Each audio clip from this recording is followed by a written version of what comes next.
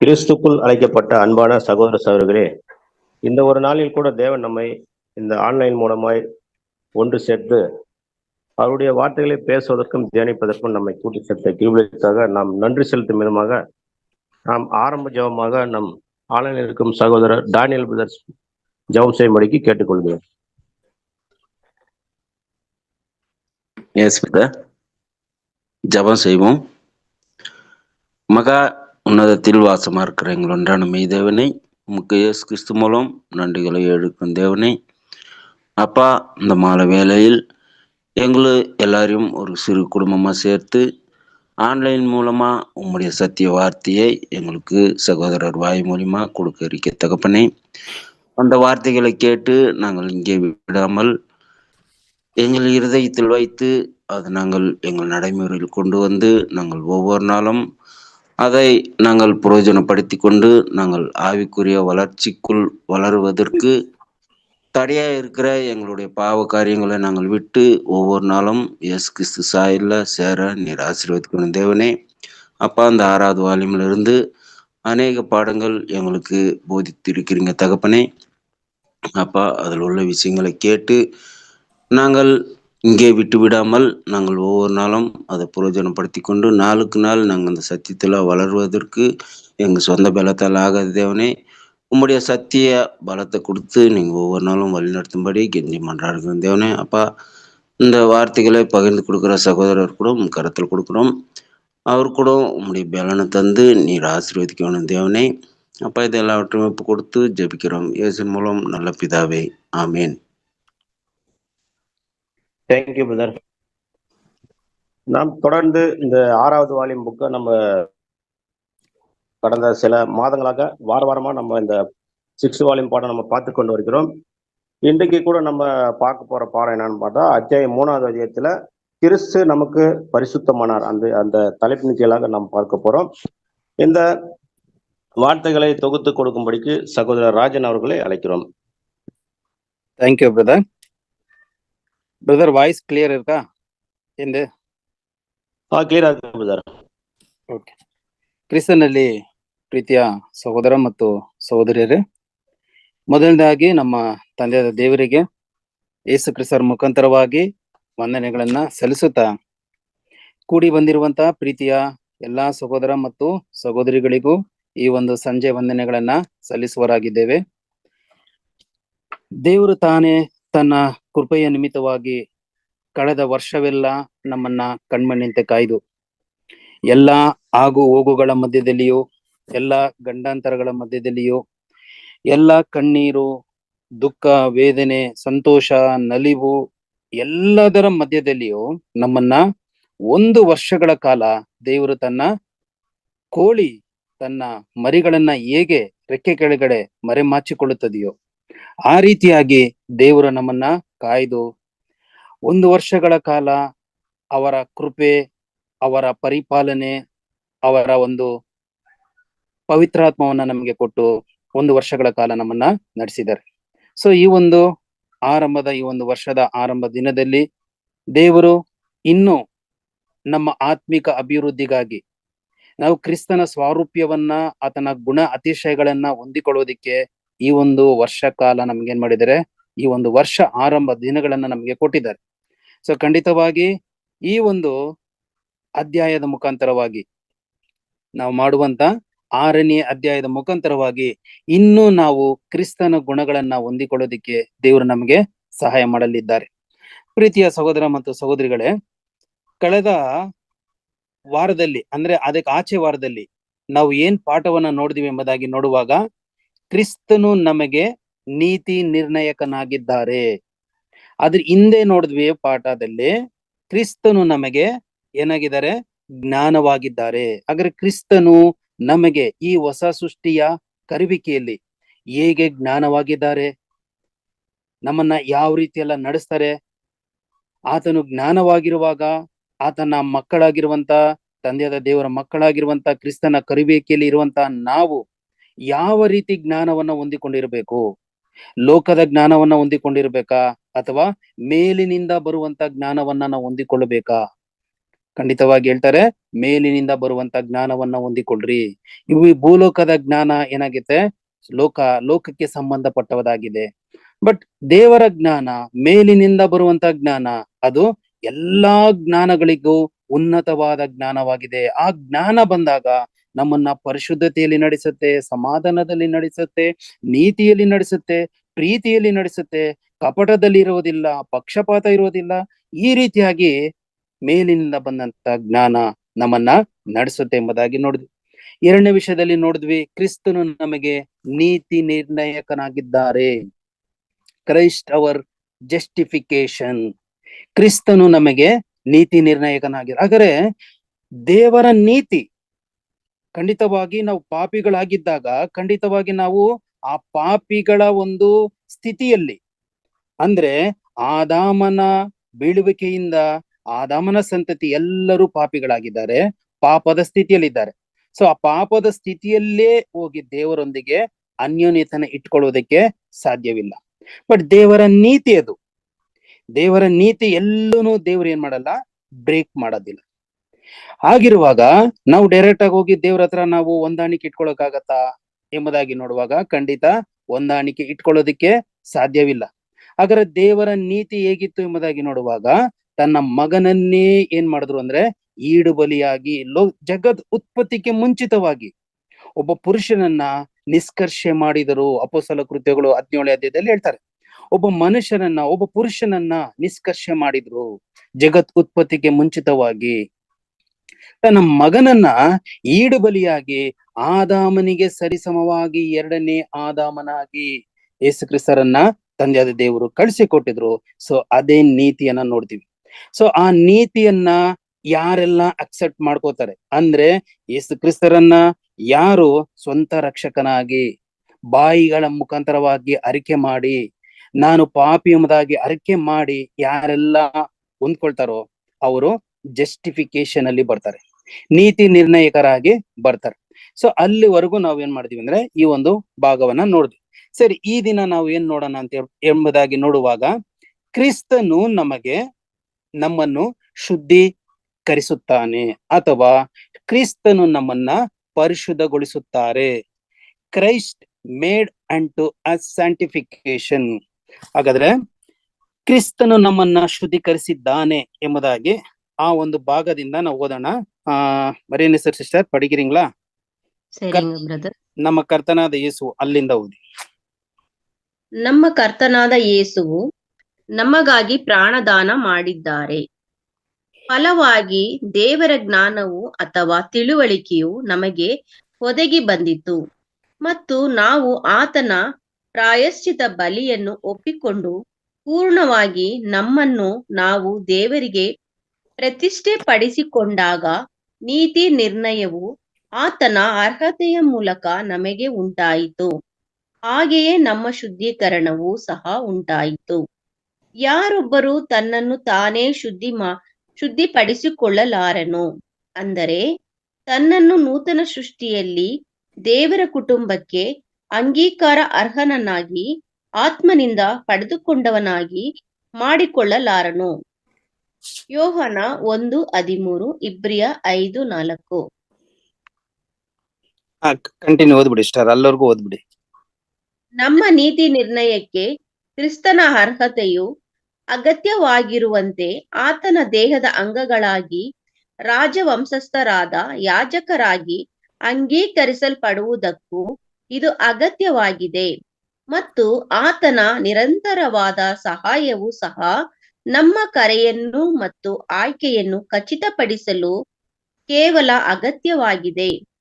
ಅಪೊಸ್ತಲನು ಕೆಲವರು ಕ್ರಿಸ್ತನೆಂಬ ಶಿರಸ್ಸಿನ ಹೊಂದಿಕೆಯನ್ನು ಬಿಟ್ಟವರಾಗಿದ್ದಾರೆ, ಕೊಲೊಸ್ಸೆ 2:19 ಎಂದು ಖಂಡಿಸುತ್ತಾನೆ. Thank you sister. ಹಾಗಾದ್ರೆ ಪ್ರೀತಿಯ ಸಹೋದರ ಸಹೋದರಿಗಳೇ, ಇಲ್ಲಿ ನೋಡಿದ್ವಿ ನಾವು, ಇಲ್ಲಿ ಏನ್ ಹೇಳ್ತಾ ಇದ್ರೆ ಮುಖ್ಯವಾಗಿ ಎಂಬುದಾಗಿ ನೋಡುವಾಗ, ಕ್ರಿಸ್ತನ ರಕ್ತದ ಮೂಲಕವಾಗಿ ನಾವೇನಾಗ್ತಾ ಇದೀವಿ, ಪರಿಶುದ್ಧರಾಗ್ತಾ ಇದೀವಿ. ಬೇರೆ ಯಾವ ದಾರಿನೂ ಇಲ್ಲ, ಬೇರೆ ಯಾವ ಚಾನಲ್ಲೂ ಇಲ್ಲ ನಮ್ಮನ್ನ ಶುದ್ಧಿ ಮಾಡುವುದಕ್ಕೆ. ಆದಾಮನ ಪಾಪದಿಂದ ಬಿದ್ದಂತ ಆದಾಮನ ಸಂತತಿ ಎಲ್ಲರೂ ಪಾಪಿಗಳಾಗಿದ್ದಾರೆ. ಬಟ್ ಎಲ್ಲರೂ ಪಾಪಿಗಳಾಗಿರುವಾಗ ಅವರನ್ನ ಶುದ್ಧಿ ಮಾಡುವುದು ಯಾವುದು? ನಾವು ಯೋಹಾನ ಸುವಾರ್ತೆಯಲ್ಲಿ ಓದ್ತೀವಿ, ರಕ್ತಧಾರಣೆ ಇಲ್ಲದೆ ಪಾಪ ಕ್ಷಮಾಪಣೆ, ಇಬ್ರಿಯದಲ್ಲಿ ಓದ್ತೀವಿ, ರಕ್ತಧಾರಣೆ ಇಲ್ಲದೆ ಪಾಪ ಕ್ಷಮಾಪಣೆ ಇಲ್ಲ. ಹಾಗಾದ್ರೆ ಖಂಡಿತವಾಗಿ ಇಲ್ಲಿ ನೋಡುವಾಗ ಕ್ರಿಸ್ತನ ರಕ್ತದ ಮೂಲಕವಾಗಿ ನಾವು ಪರಿಶುದ್ಧರಾಗ್ತಾ ಇದೀವಿ. ಹಾಗಾದ್ರೆ ಯಾವ ಮನುಷ್ಯನಲ್ಲಿ ಕೆಳಗಡೆ ಹೇಳ್ತಾರೆ, ಯಾವ ಮನುಷ್ಯನು ತನ್ನ ಬಲದಿಂದ ಪರಿಶುದ್ಧರಾಗುವುದಕ್ಕೆ ಸಾಧ್ಯವಿಲ್ಲ. ಸಹೋದರರು, ಒಂದು ಪ್ರಾರ್ಥನೆ, ಈಗ ಆರಂಭದ ಒಂದು ಪ್ರಾರ್ಥನೆಯಲ್ಲಿ ಮಾಡುವಾಗ ಒಂದು ಪ್ರಾರ್ಥನೆಯಲ್ಲಿ ಒಂದು ಸೆಂಟೆನ್ಸ್ ಅನ್ನು ಉಪಯೋಗಿಸೋದು. ಖಂಡಿತ ದೇವರೇ, ಈ ಒಂದು ಹೊಸ ಸೃಷ್ಟಿಯಲ್ಲಿ ನಮ್ಮಿಂದ ನಾವು ನಿಲ್ಲುವುದಕ್ಕೆ ಸಾಧ್ಯವಿಲ್ಲ. ಖಂಡಿತ ನಮ್ಮ ಒಂದು ಕಾನ್ಸಿಕ್ರೇಷನ್ ಅಲ್ಲಿ ನಮ್ಮ ಬಲದಿಂದ, ನಮ್ಮ ಒಂದು ಸ್ವಂತ ಬಲದಿಂದ ನಾವು ನಿಲ್ಲೋದಿಕ್ಕೆ ಸಾಧ್ಯವಿಲ್ಲ. ಯಾಕಂದ್ರೆ ಆಲ್ರೆಡಿ ನಾವು ಬಿದ್ದು ಹೋಗಿರೋರು. ಹಾಗಾದ್ರೆ ಇಲ್ಲಿ ಹೇಳ್ತಾರೆ ನೋಡ್ರಿ, ನಾವು ಪರಿಶುದ್ಧರಾಗುವುದಕ್ಕೆ ಯಾವ ಮನುಷ್ಯನು ತನ್ನ ಬಲದಿಂದ ಪರಿಶುದ್ಧರಾಗುವುದಕ್ಕೆ ಸಾಧ್ಯವಿಲ್ಲ. ಹಾಗಾದ್ರೆ ಕ್ರಿಸ್ತನ ಅಮೂಲ್ಯವಾದ ಬಲಿಯ ಪುಣ್ಯ ಕ್ರಿಯೆಗಳಿಂದ ನಾವು ಶುದ್ಧರಾಗ್ತೀವಿ. ಕ್ರಿಸ್ತನ ಅಮೂಲ್ಯವಾದ ರಕ್ತ, ಖಂಡಿತವಾಗಿ ಆ ಅಮೂಲ್ಯವಾದ ಬೆಳೆಯುಳ್ಳ ರಕ್ತ ನಮ್ಮ ಪಾಪಗಳನ್ನ ಶುದ್ಧಿ ಮಾಡುತ್ತದೆ. ಹಾಗಾದ್ರೆ ಖಂಡಿತವಾಗಿ ಯಾವ ಮನುಷ್ಯನು ತನ್ನ ಬಲದಿಂದ ಪರಿಶುದ್ಧರಾಗುವುದಕ್ಕೆ ಅಥವಾ ಪರಿಶುದ್ಧ ಸ್ಥಿತಿಯನ್ನ ಹೊಂದಿಕೊಳ್ಳುವುದಕ್ಕೆ ಸಾಧ್ಯವಿಲ್ಲ. ಅದಕ್ಕೆ ಮುಖ್ಯವಾಗಿ ಬೇಕು ಕ್ರಿಸ್ತನ ಪುಣ್ಯದ ಬಲಿ, ಕ್ರಿಸ್ತನ ಯಜ್ಞದ ಬಲಿ, ಆ ಈಡು ಬಲಿಯ ಪುಣ್ಯ ಕ್ರಿಯೆಗಳ ರಕ್ತದಿಂದ ನಾವು ಶುದ್ಧರಾಗ್ತೀವಿ. ಅದಕ್ಕೆ ಸಹೋದರರು ಒಂದು ವಾಕ್ಯವನ್ನ ಹೇಳ್ತಾರೆ, ಯೋಹಾನ 1ನೇ ಅಧ್ಯಾಯ 13ನೇ ವಾಕ್ಯ. ಓದಿ ಸ್ಟಾರ್, ಇದ್ರಲ್ಲಿ ಇರೋದೇ ಓದಿ ಸ್ಟಾರ್, ಬೇಬಿ ಸ್ಟಾರ್ ಓದಿ. ಯೋಹಾನ 1ನೇ ಅಧ್ಯಾಯ 13ನೇ ವಾಕ್ಯ. ಇವರು ರಕ್ತದಿಂದಾಗಲಿ ಇಲ್ಲವೇ ಶರೀರದ ಇಚ್ಛೆಯಿಂದಾಗಲಿ ಇಲ್ಲವೇ ಮನುಷ್ಯನ ಇಚ್ಛೆಯಿಂದಾಗಲಿ ಹುಟ್ಟಿದವರಲ್ಲ, ದೇವರಿಂದಲೇ ಹುಟ್ಟಿದವರು. ನೋಡ್ರಿ ಎಷ್ಟು ಕ್ಲಿಯರ್ ಆಗಿ ಹೇಳ್ತಾ ಇದಾರೆ. ಈ ಒಂದು ಹೊಸ ಸೃಷ್ಟಿ, ಈ ಒಂದು ಹೊಸ ಸೃಷ್ಟಿಯ ಹುಟ್ಟುವಿಕೆ ಹೇಗೆ ಹೇಳ್ತಾ ಇದಾರೆ ಅಂದ್ರೆ, ಇವರು ರಕ್ತದಿಂದಾಗಲಿ ಇಲ್ಲವೇ ಶರೀರದ ಇಚ್ಛೆಯಿಂದಾಗಲಿ ಇಲ್ಲವೇ ಮನುಷ್ಯನ ಇಚ್ಛೆಯಿಂದಾಗಲಿ ಹುಟ್ಟಿದವರಲ್ಲ. ಹಾಗಾದ್ರೆ ಹೇಗೆ ಹುಟ್ಟಿದ್ದಾರೆ ಇವರು? ಹೇಗೇನ್ ಹೇಳ್ತಾರೆ, ದೇವರಿಂದಲೇ ಹುಟ್ಟಿದವರು. ಹಾಗಾದ್ರೆ ಈ ಹೊಸ ಸೃಷ್ಟಿಯ ಒಂದು ಬೀಜ, ಆ ಒಂದು ಹೊಸ ಸೃಷ್ಟಿಯ ಬೀಜ ಎಲ್ಲಿಂದ ಬಂದಿದೆ ಎಂಬುದಾಗಿ ನೋಡುವಾಗ, ಪರಿಶುದ್ಧನಾದ ತಂದೆಯಾದ ದೇವರಿಂದ ಯೇಸು ಕ್ರಿಸ್ತನ ಮೂಲಕವಾಗಿ ನಮಗೆ ನಾವು ಆ ಬೀಜವನ್ನ ನಮಗೆ ಹುಟ್ಟಿಸಿದ್ದಾರೆ.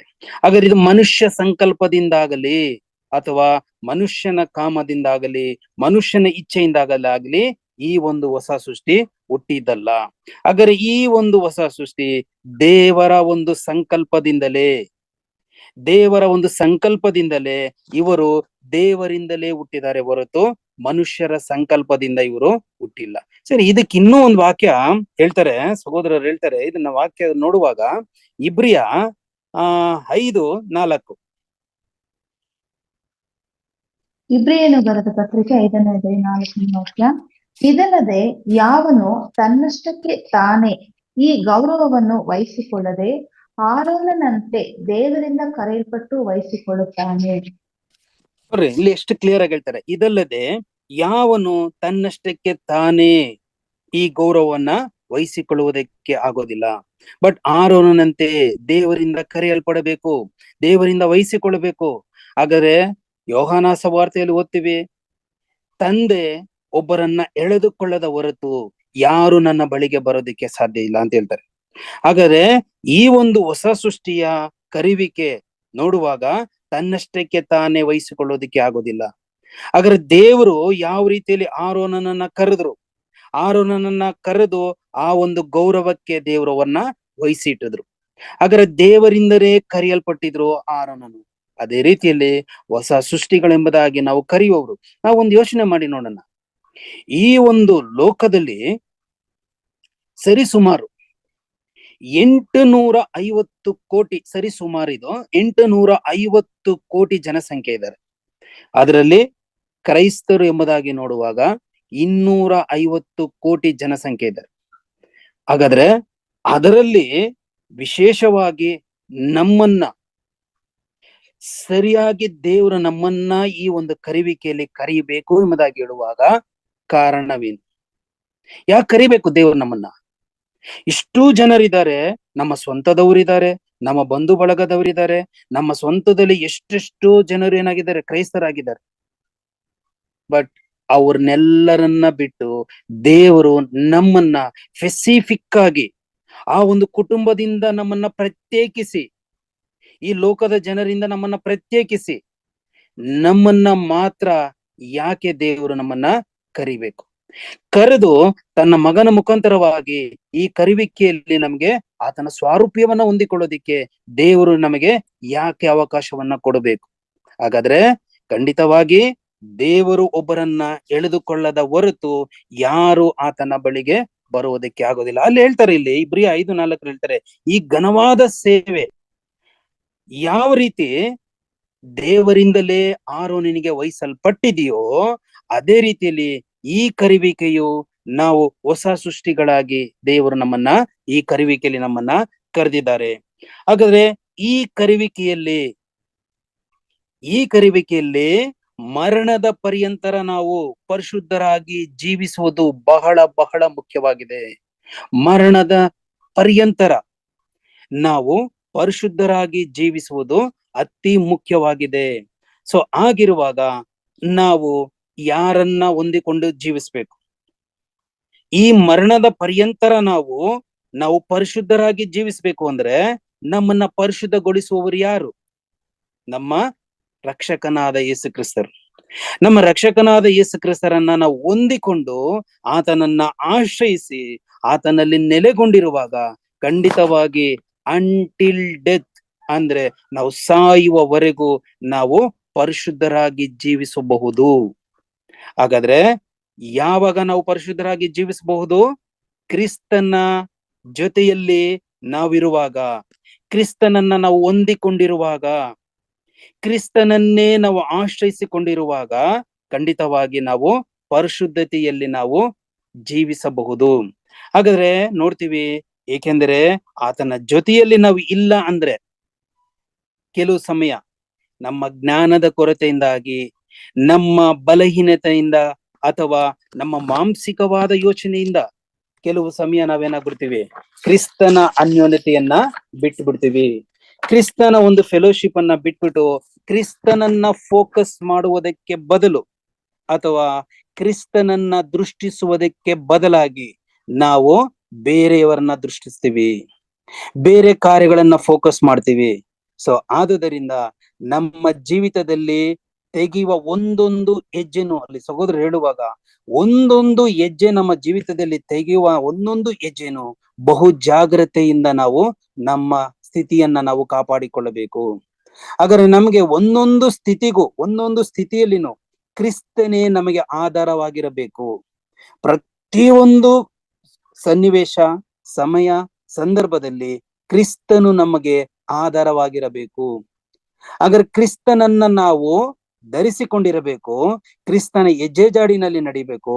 ಸೊ ಆಗ ನಾವು ಪರಿಶುದ್ಧರಾಗಿ ಜೀವಿಸುವುದಕ್ಕೆ ಸಾಧ್ಯವಾಗುತ್ತೆ. ಬಟ್ ಕೆಲವು ಸಮಯ, ಇಲ್ಲಿ ಅಪೊಸ್ತಲರು ಇನ್ನೊಂದು ವಾಕ್ಯವನ್ನ ಹೇಳ್ತಾರೆ, ಖಂಡಿತವಾಗಿ ಕೆಲವೊಂದು ಸಮಯ ಇಂಥ ದಾರಿಯನ್ನ ನಾವು ಬಿಟ್ಟಿರ್ತೀವಿ. ಕೆಲವು ಸಮಯ ನಮ್ಮನ್ನ ಗ್ರಹಿಸಿಕೊಳ್ಳದೆ ಇರುವಾಗ ಕೊಲಸ್ಯ ಬರೆದ ಪತ್ರಿಕೆ 2ನೇ ಅಧ್ಯಾಯ 18 ಮತ್ತು 19 ಓದೋಣ.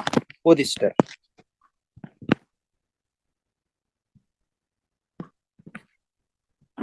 ಕೊಲಸ್ಯ ಬರೆದ ಪತ್ರಿಕೆ 2ನೇ ಅಧ್ಯಾಯ 18 ಮತ್ತು 19. ಬೇಬಿ ಸಿಸ್ಟರ್ ಇದೀರಾ? ಓದ್ತೀರಾ? ಓದ್ತಾ ಇದ್ದೀನಿ. ಕೆಲವರು ದೇವದೂತರ ಪೂಜೆಯಲ್ಲಿಯೂ ಅತಿ ವಿನಯವಂತರಂತೆ ನಡೆಸುವುದರಲ್ಲಿಯೂ ಆಸಕ್ತರಾಗಿದ್ದಾರೆ. ಆ ಜನರು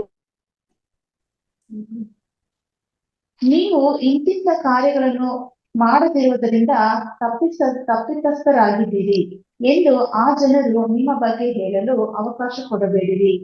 ಅವರ ಪ್ರಾಪಂಚಿಕ ಆಲೋಚನೆಯು ಅವರನ್ನು ನಿಷ್ಕಾಮವಾಗಿ ಗರ್ವದಿಂದ ಹುಟ್ಟಿಸುತ್ತದೆ. ಆ ಜನರು ತಮ್ಮನ್ನು ಕ್ರಿಸ್ತನೆಂಬ ಶಿರಸ್ಸಿನ ಅಧೀನಕ್ಕೆ ಒಳಪಡಿಸುವುದಿಲ್ಲ. ಇಡೀ ದೇಹವು ಆತನನ್ನೇ ಅವಲಂಬಿಸಿಕೊಂಡಿದೆ. ಆತನಿಂದಲೇ ದೇಹದ ಅಂಗಾಂಗಗಳು ಇತರ ಅಂಗಾಂಗಗಳ ಬಗ್ಗೆ ಚಿಂತಿಸುತ್ತವೆ ಮತ್ತು ಪರಸ್ಪರ ಸಹಾಯ ಮಾಡುತ್ತದೆ. ಇದರಿಂದ ದೇಹವು ಬಲಗೊಂಡು ಒಂದಾಗಿ ಕೂಡಿಸಲ್ಪಡುತ್ತದೆ.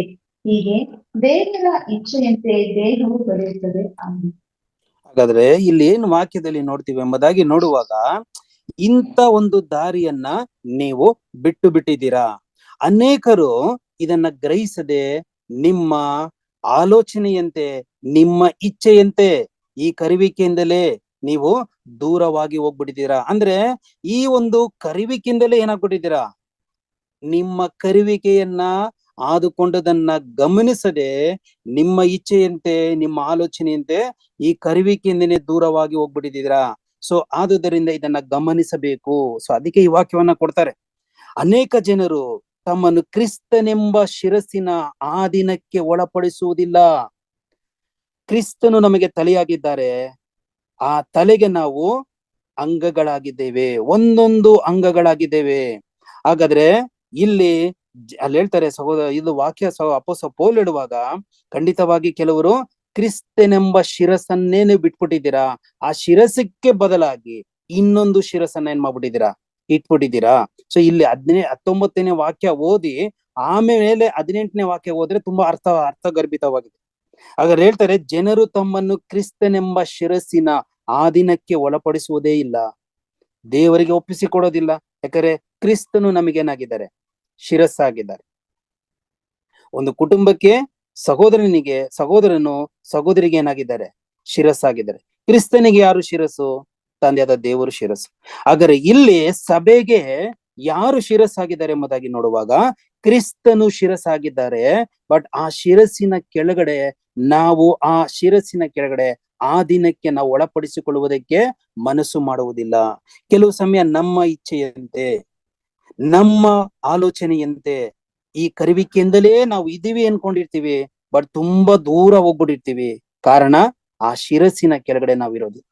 ಆದ್ರೆ ಇಲ್ಲಿ ದೇವರು ಈ ಒಂದು ಶರೀರವನ್ನ ಯಾವ ರೀತಿ ಡಿಸೈನ್ ಮಾಡಿದ್ದಾರೆ. ತಲೆ ಯೇಸು ಕ್ರಿಸ್ತರು, ಶರೀರ ನಾವಾಗಿದ್ದೀವಿ. ಹಾಗಾದ್ರೆ ಆ ಶರೀರವನ್ನ ಯಾವ ರೀತಿ ಡಿಸೈನ್ ಮಾಡಿದ್ದಾರೆ ಎಂಬುದಾಗಿ ನೋಡುವಾಗ ಅಲ್ಲಿ ಹೇಳ್ತಾರೆ, ಇಡೀ ದೇಹವು ಆತನನ್ನೇ ಅವಲಂಬಿಸಿಕೊಂಡಿದೆ. ನಾವು ಶರೀರವೆಂಬ ಸಭೆ, ನಾವು ಆತನನ್ನ ಅವಲಂಬಿಸಿಕೊಂಡಿದೀವ. ನೆಕ್ಸ್ಟ್ ಹೇಳ್ತಾರೆ, ಆತನಿಂದಲೇ ದೇಹದ ಅಂಗಾಂಗಗಳು ಇತರ ಅಂಗಾಂಗಗಳ ಬಗ್ಗೆ ಚಿಂತಿಸುತ್ತದೆ. ಒಂದೊಂದು ಅಂಗಗಳು, ಒಂದೊಂದು ಶರೀರದಲ್ಲಿರುವಂತ ಒಂದೊಂದು ಅಂಗಗಳು ಒಂದಕ್ಕೊಂದು ಏನಂಗಿದೆ, ಪರಸ್ಪರ ಹಿತಚಿಂತಕರಾಗಿರಬೇಕು. ನೆಕ್ಸ್ಟ್ ಹೇಳ್ತಾರೆ, ಪರಸ್ಪರ ಸಹಾಯ ಮಾಡುತ್ತವೆ. ಒಂದೊಂದು ಅಂಗನು, ಒಂದು ಶರೀರದ ಈ ಕೈಗೆ ಏಟ್ ಬಿದ್ರೆ ಈ ಕೈ ಏನಾಗುತ್ತೆ, ಆಟೋಮೆಟಿಕ್ ಆಗಿ ಹೋಗುತ್ತೆ. ಈ ಕಾಲ್ಗೆ ಏಟ್ ಬಿದ್ದಿದ ತಕ್ಷಣ ಈ ಕೈ ಆಟೋಮೆಟಿಕ್ ಆಗಿ ಕಾಲ ಹತ್ರ ಏನಾಗುತ್ತೆ, ಈ ಕೈ ಆಟೋಮೆಟಿಕ್ ಆಗಿ ಹೋಗುತ್ತೆ. ಬಟ್ ಈ ರೀತಿಯಾಗಿ ದೇವರು ಈ ಒಂದು ಮಾನವನ ಶರೀರವನ್ನೇ ಇಟ್ಟಿರುವಾಗ, ಅದೇ ಆತ್ಮಿಕವಾದ ಶರೀರಕ್ಕೂ ಇದೇ ರೀತಿಯಲ್ಲೇ ಡಿಸೈನ್ ಮಾಡಿದ್ದಾರೆ. ಹಾಗಾದ್ರೆ ಇಲ್ಲಿ ಹೇಳ್ತೀವಿ, ಇದರಿಂದ ದೇಹವು ಬಲಗೊಂಡು, ಯಾವಾಗ ಬಲಗೊಳ್ಳುತ್ತೆ, ಶರೀರ ಆ ತಲೆಯ ಅಂಡರಲ್ಲಿರುವಾಗ, ಆ ಶರೀರದಲ್ಲಿರುವಂತ ಅಂಗಗಳು ಒಂದಕ್ಕೊಂದು ಚಿಂತಿಸುವಾಗ, ಪರಸ್ಪರ ಸಹಾಯ ಮಾಡುವಾಗ, ಇದರಿಂದ ದೇಹ ಬಲಗೊಂಡು ಒಂದೊಂದಾಗಿ ಕೂಡಿಸಲ್ಪಡುತ್ತದೆ. ಮತ್ತು ಹೀಗೆ ದೇವರ ಇಚ್ಛೆಯಂತೆ ದೇಹವು ಬೆಳೆಯುತ್ತದೆ.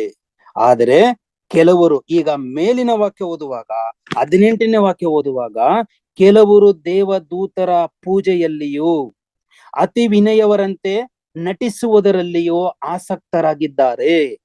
ಹಾಗಾದ್ರೆ ಇಲ್ಲಿ ಯಾವ ದೂತರ ಬಗ್ಗೆ ಹೇಳ್ತಿದ್ದಾರೆ ಹೇಳುವಾಗ, ಕೆಲವರು ದೇವದೂತರ ಪೂಜೆಯಲ್ಲಿ, ಯಾರು ಈ ದೇವದೂತರು? ಗಾಬ್ರಿಯಲ್ ದೂತರ, ಮಿಕಾಯಲ್ರ, ಅಥವಾ ಸೇರಾಪರಿ ದೂತರ? ಯಾರ ದೂತರ ಬಗ್ಗೆ ಹೇಳ್ತಾ ಇದ್ದಾರೆ? ಯಾರಾದ್ರೂ ಹೇಳ್ತೀರಾ? ಯೇಸು ಕ್ರಿಸ್ತ ಅಂತ ಹೆಸರು ಬಂದ ಇನ್ನೊಂದು ದೇವದೂತನ ಅವರು ಆರಾಧಿಸ್ತಾರೆ.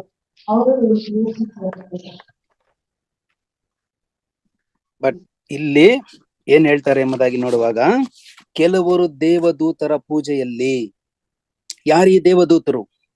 ಮೆಸೆಂಜರ್ಸ್ ದೇವರ ಸುವಾರ್ತೆಯನ್ನ ಸಾರುವವರು ಸಹೋದರರು. ಯಾರೆಲ್ಲ ದೇವರ ಸುವಾರ್ತೆಯನ್ನ ಸಾರ್ತಾ ಇದಾರೋ ಅವರು ದೇವದೂತರಿಗೆ ಏನ್ ಮಾಡ್ತಾರೆ, ಈ ಕಾಲದಲ್ಲಿ ದೇವರ ಸಂದೇಶವನ್ನ ಕೊಡುವಂತಹ ಸಹೋದರರುಗಳು. ಹಾಗಾದ್ರೆ ಖಂಡಿತವಾಗಿ ಇಲ್ಲಿ ನೋಡುವಾಗ ಅತಿ ವಿನಯವರಂತೆ ಕೆಲವರು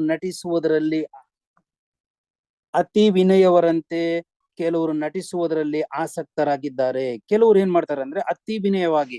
ಹಾಗಾದ್ರೆ ಎಕ್ಸಾಂಪಲ್, ಈಗ ಒಬ್ಬ ಸಹೋದರರು ಚೆನ್ನಾಗಿ ಏನ್ ಮಾಡ್ಬೋದು, ಒಂದ್ ಸಬ್ಜೆಕ್ಟ್ ಅನ್ನ ಕೊಡ್ಬೋದು. ಆ ಕೊಡುವಾಗ ಈ ಸಂದೇಶವನ್ನ ಸ್ವೀಕರಿಸುವಂತಹ ಸಹೋದರಿಗಳಾಗಿರ್ಬೋದು, ಬಟ್ ಅವರನ್ನ ಹೇಗ್ ನೋಡ್ಬಾರ್ದು, ದೇವದೂತರಂತೆ ನಾವು ನೋಡ್ಬಾರ್ದು. ಬಟ್ ಫೈನ್, ಒಳ್ಳೆ ಸಬ್ಜೆಕ್ಟ್ ಕೊಡ್ತಾ ಇದಾರೆ, ಖಂಡಿತವಾಗಿ ಅವ್ರನ್ನ ಉತ್ಸಾಹ ಪಡಿಸೋಣ. ಬಟ್ ಅದೇ ಸೇಮ್ ಟೈಮ್ ಅಲ್ಲಿ ಆ ಸಹೋದರನ್ನ ಮೆಸೇಜ್ ಅನ್ನ ಕೊಡುವಂತ ಮೆಸೆಂಜರ್ಸ್ ಅನ್ನ ನಾವು ದೇವದೂತರಂತೆ ನಾವು ಕಾಣಬಾರ್ದು. ಸೊ ಇಲ್ಲಿ ಏನಾಗುತ್ತೆ ಅಂದ್ರೆ ಕೆಲವರು ಈ ರೀತಿಯಾಗಿ ಕಾಣಲ್ಪಡ್ತಾರೆ, ಕೆಲವರನ್ನ ದೇವದೂತರಂತೆ ಪೂಜೆಯಲ್ಲಿ ತೊಡಗಿಸಿಕೊಳ್ತಾರೆ. ಯಾಕೆ? ಕೆಳಗಡೆ ವಾಕ್ಯ ನೋಡಿದ್ವಿ, ಕ್ರಿಸ್ತನನ್ನ ಶಿರಸನ್ನ ಅವರು ಬಿಟ್ಟಿರುವುದರಿಂದ, ಕ್ರಿಸ್ತನ ಶಿರಸಿಗೆ ಅವರು ಆಧೀನಕ್ಕೆ ಒಳಪಡಿಸದೆ ಇರುವುದರಿಂದ ಕೆಲವು ಸಮಯ ನಮ್ಮ ಅಜ್ಞಾನದ ಕೊರತೆಯಿಂದಾಗಿ, ನಮ್ಮ ಬಲಹೀನತೆಯ ಕೊರತೆಯಿಂದಾಗಿ ನಾವು ಕೆಲವರನ್ನ ದೇವದೂತರಂತೆ ಪೂಜೆ ಮಾಡ್ಬಿಡ್ತೀವಿ. ಖಂಡಿತ ತಪ್ಪು. ಮನದಟ್ಟು ಮಾಡಿಕೊಳ್ಳಬೇಕು.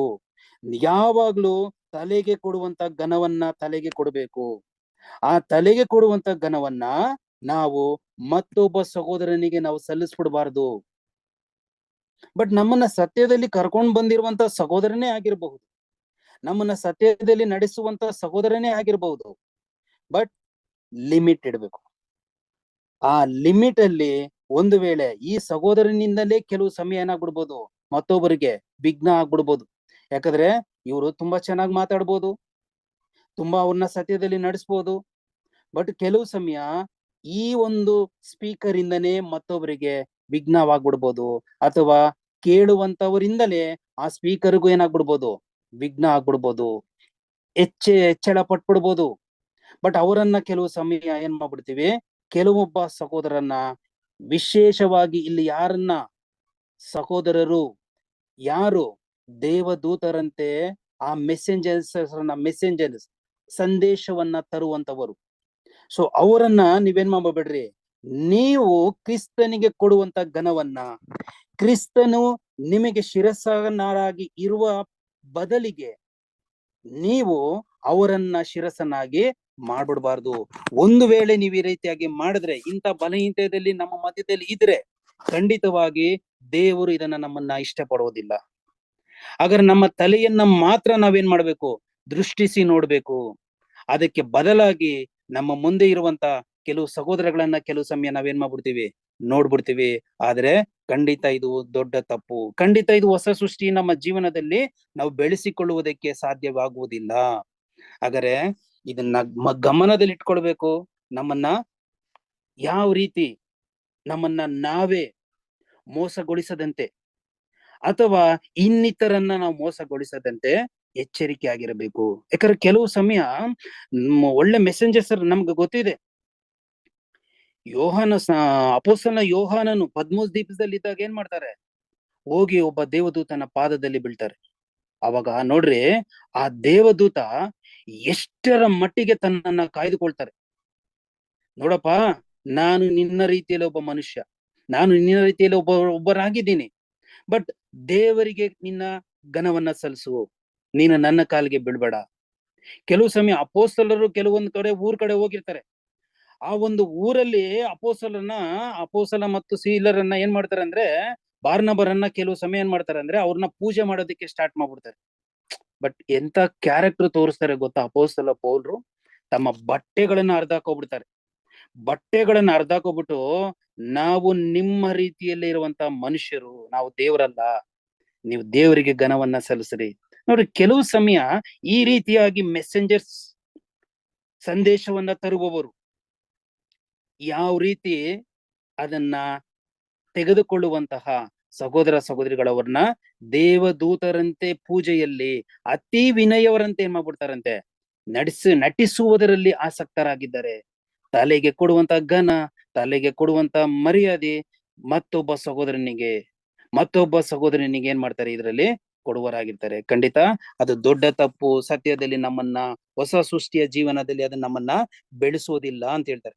ನೆಕ್ಸ್ಟ್ ಹೇಳುವಾಗ ಕೆಳಗಡೆ ಹಾಗೆ ಹೇಳ್ಕೊಂಬರ್ತಾರೆ, ಕ್ರಿಸ್ತನು ನಮಗೆ ವಿಮೋಚಕರಾಗಿದ್ದಾರೆ. ವಿಮೋಚಕನಾಗಿದ್ದು ಮಾತ್ರವಲ್ಲ, ಆತನೇ ನಮ್ಮ ಶಿರಸ್ಸು, ದೇವರ ಪ್ರತಿನಿಧಿ, ರೆಪ್ರೆಸೆಂಟೇಟಿವ್ ಆಗಿದ್ದಾರೆ. ಯಾರು? ಕ್ರಿಸ್ತನು. ತಂದೆಯ ದೇವರ ಹತ್ರ ಅವರು ರೆಪ್ರೆಸೆಂಟೇಟಿವ್ ಆಗಿದ್ದಾರೆ. ಇಲ್ಲಿ ಮನುಷ್ಯರ ನಡುವೆ ನಮಗೋಸ್ಕರ ತಂದೆಯ ಬಳಿಯಲ್ಲಿ ಹೋಗಿ ರೆಪ್ರೆಸೆಂಟೇಟಿವ್ ಆಗಿ, ಒಂದು ಪ್ರತಿನಿಧಿಯಾಗಿ ದೇವರ ಹತ್ರ ಬೇಡ್ತಾ ಇದ್ದಾರೆ. ಪ್ರತಿನಿಧಿ ಮಾತ್ರವಲ್ಲ, ನಮಗೆ ಮಾರ್ಗದರ್ಶಿ, ಗೈಡ್ನೆಸ್ ಮಾಡೋದಿಕ್ಕೆ, ನಮಗೆ ಟೀಚ್ ಮಾಡೋದಿಕ್ಕೆ, ನಮಗೆ ಉಪದೇಶ ಮಾಡುವುದಕ್ಕೆ ಮಾರ್ಗದರ್ಶಿ ಆಗಿದ್ದಾರೆ ಯೇಸು ಕ್ರಿಸ್ತರು ಅಂತ ಹೇಳ್ತಾರೆ. ನೆಕ್ಸ್ಟ್ ಹೇಳ್ತಾರೆ, ನಮಗೆ ಬೋಧಕರಾಗಿದ್ದಾರೆ. ಅವರು ನಮಗೆ ಬೋಧಕರಾಗಿದ್ದಾರೆ. ಅಲ್ಲಿ ಹೇಳ್ತಾರೆ, ಶಿಷ್ಯರ ಹತ್ರ ಬಂದಾಗ ಹೇಳ್ತಾರೆ, ನಾನು ನಿಮಗೆ ಒಳ್ಳೆಯ ಬೋಧಕನಾಗಿದ್ದೀನಿ, ಗುರುವಾಗಿದ್ದೀನಿ ಅಂತ ಹೇಳ್ತಾರೆ. ಹಾಗಾದ್ರೆ ಇನ್ನೊಂದು ವಾಕ್ಯದಲ್ಲಿ ಈ ರೀತಿಯಾಗಿ ನಾವಿದ್ರೆ ನಾವ್ ಏನಾಗ್ತೀವಿ? ತಲೆಗೆ ಕೊಡುವಂತ ಘನವನ್ನ, ತಲೆಗೆ ಕೊಡುವಂತ ನಾವು ಮರ್ಯಾದೆಯನ್ನ ನಾವು ಕೊಡುವರಾಗಿದ್ರೆ ನಾವು ಫಲಭರಿತರಾಗ್ತೀವಿ. ನೆಕ್ಸ್ಟ್ ವಾಕ್ಯದಲ್ಲಿ ಓದಿ ಅದನ್ನ. ಯೋಹಾನ ಸುವಾರ್ತೆ 15ನೇ ಅಧ್ಯಾಯ 4ನೇ ವಾಕ್ಯ. ಯೋಹಾನ 15:4. ನೀವು ನನ್ನಲ್ಲಿ ನೆಲೆಗೊಂಡಿರಿ, ಆಗ ನಾನು ನಿಮ್ಮಲ್ಲಿ ನೆಲೆಗೊಂಡಿದ್ದನು. ಯಾವಾಗಲೂ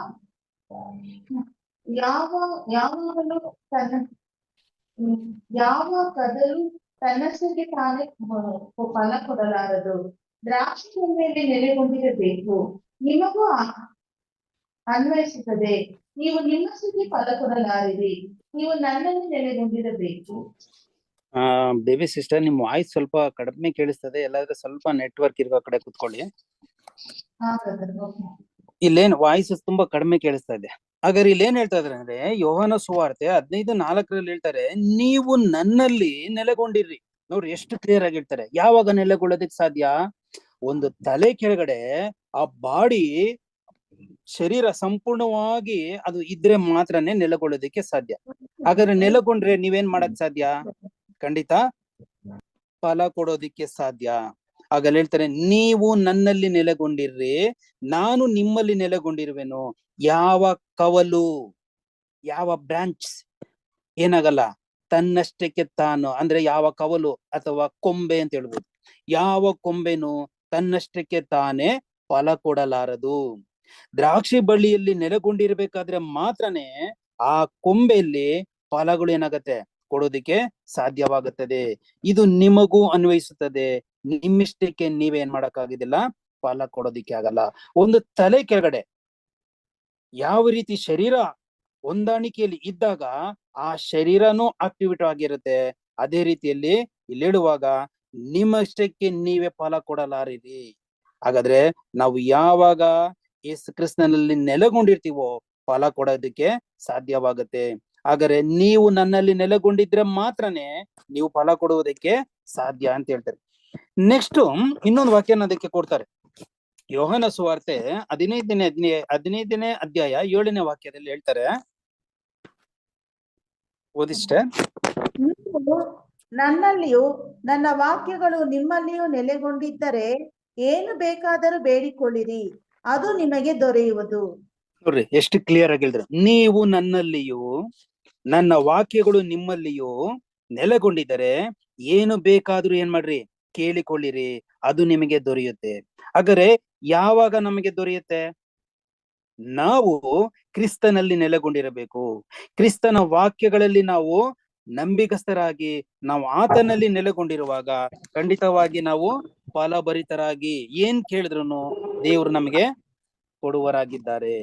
ಹಾಗಾದ್ರೆ ಇಲ್ಲಿ ನಾವು ನೋಡುವಾಗ ಖಂಡಿತವಾಗಿ ನೀವು ನನ್ನಲ್ಲಿರುವಾಗ ನಾನು ನಿಮಗೋಸ್ಕರ ತಂದೆಯ ಬಳಿ ಪ್ರತಿನಿಧಿಯಾಗಿ ಏನ್ ಮಾಡ್ತೀನಿ, ಕೇಳ್ತೀನಿ. ಬ್ರದರ್ಸ್, ವಿಡಿಯೋ ಆಫ್ ಮಾಡ್ಕೊಳ್ಳಿ. ಹಾಗಾದ್ರೆ ನೋಡುವಾಗ ಎಲ್ಲಾ ವಿಷಯಗಳಲ್ಲಿಯೂ ಮೊದಲು ನಾವು ದೇವರೊಂದಿಗೆ ಸಂಪರ್ಕವನ್ನ ಇಟ್ಟುಕೊಳ್ಬೇಕು.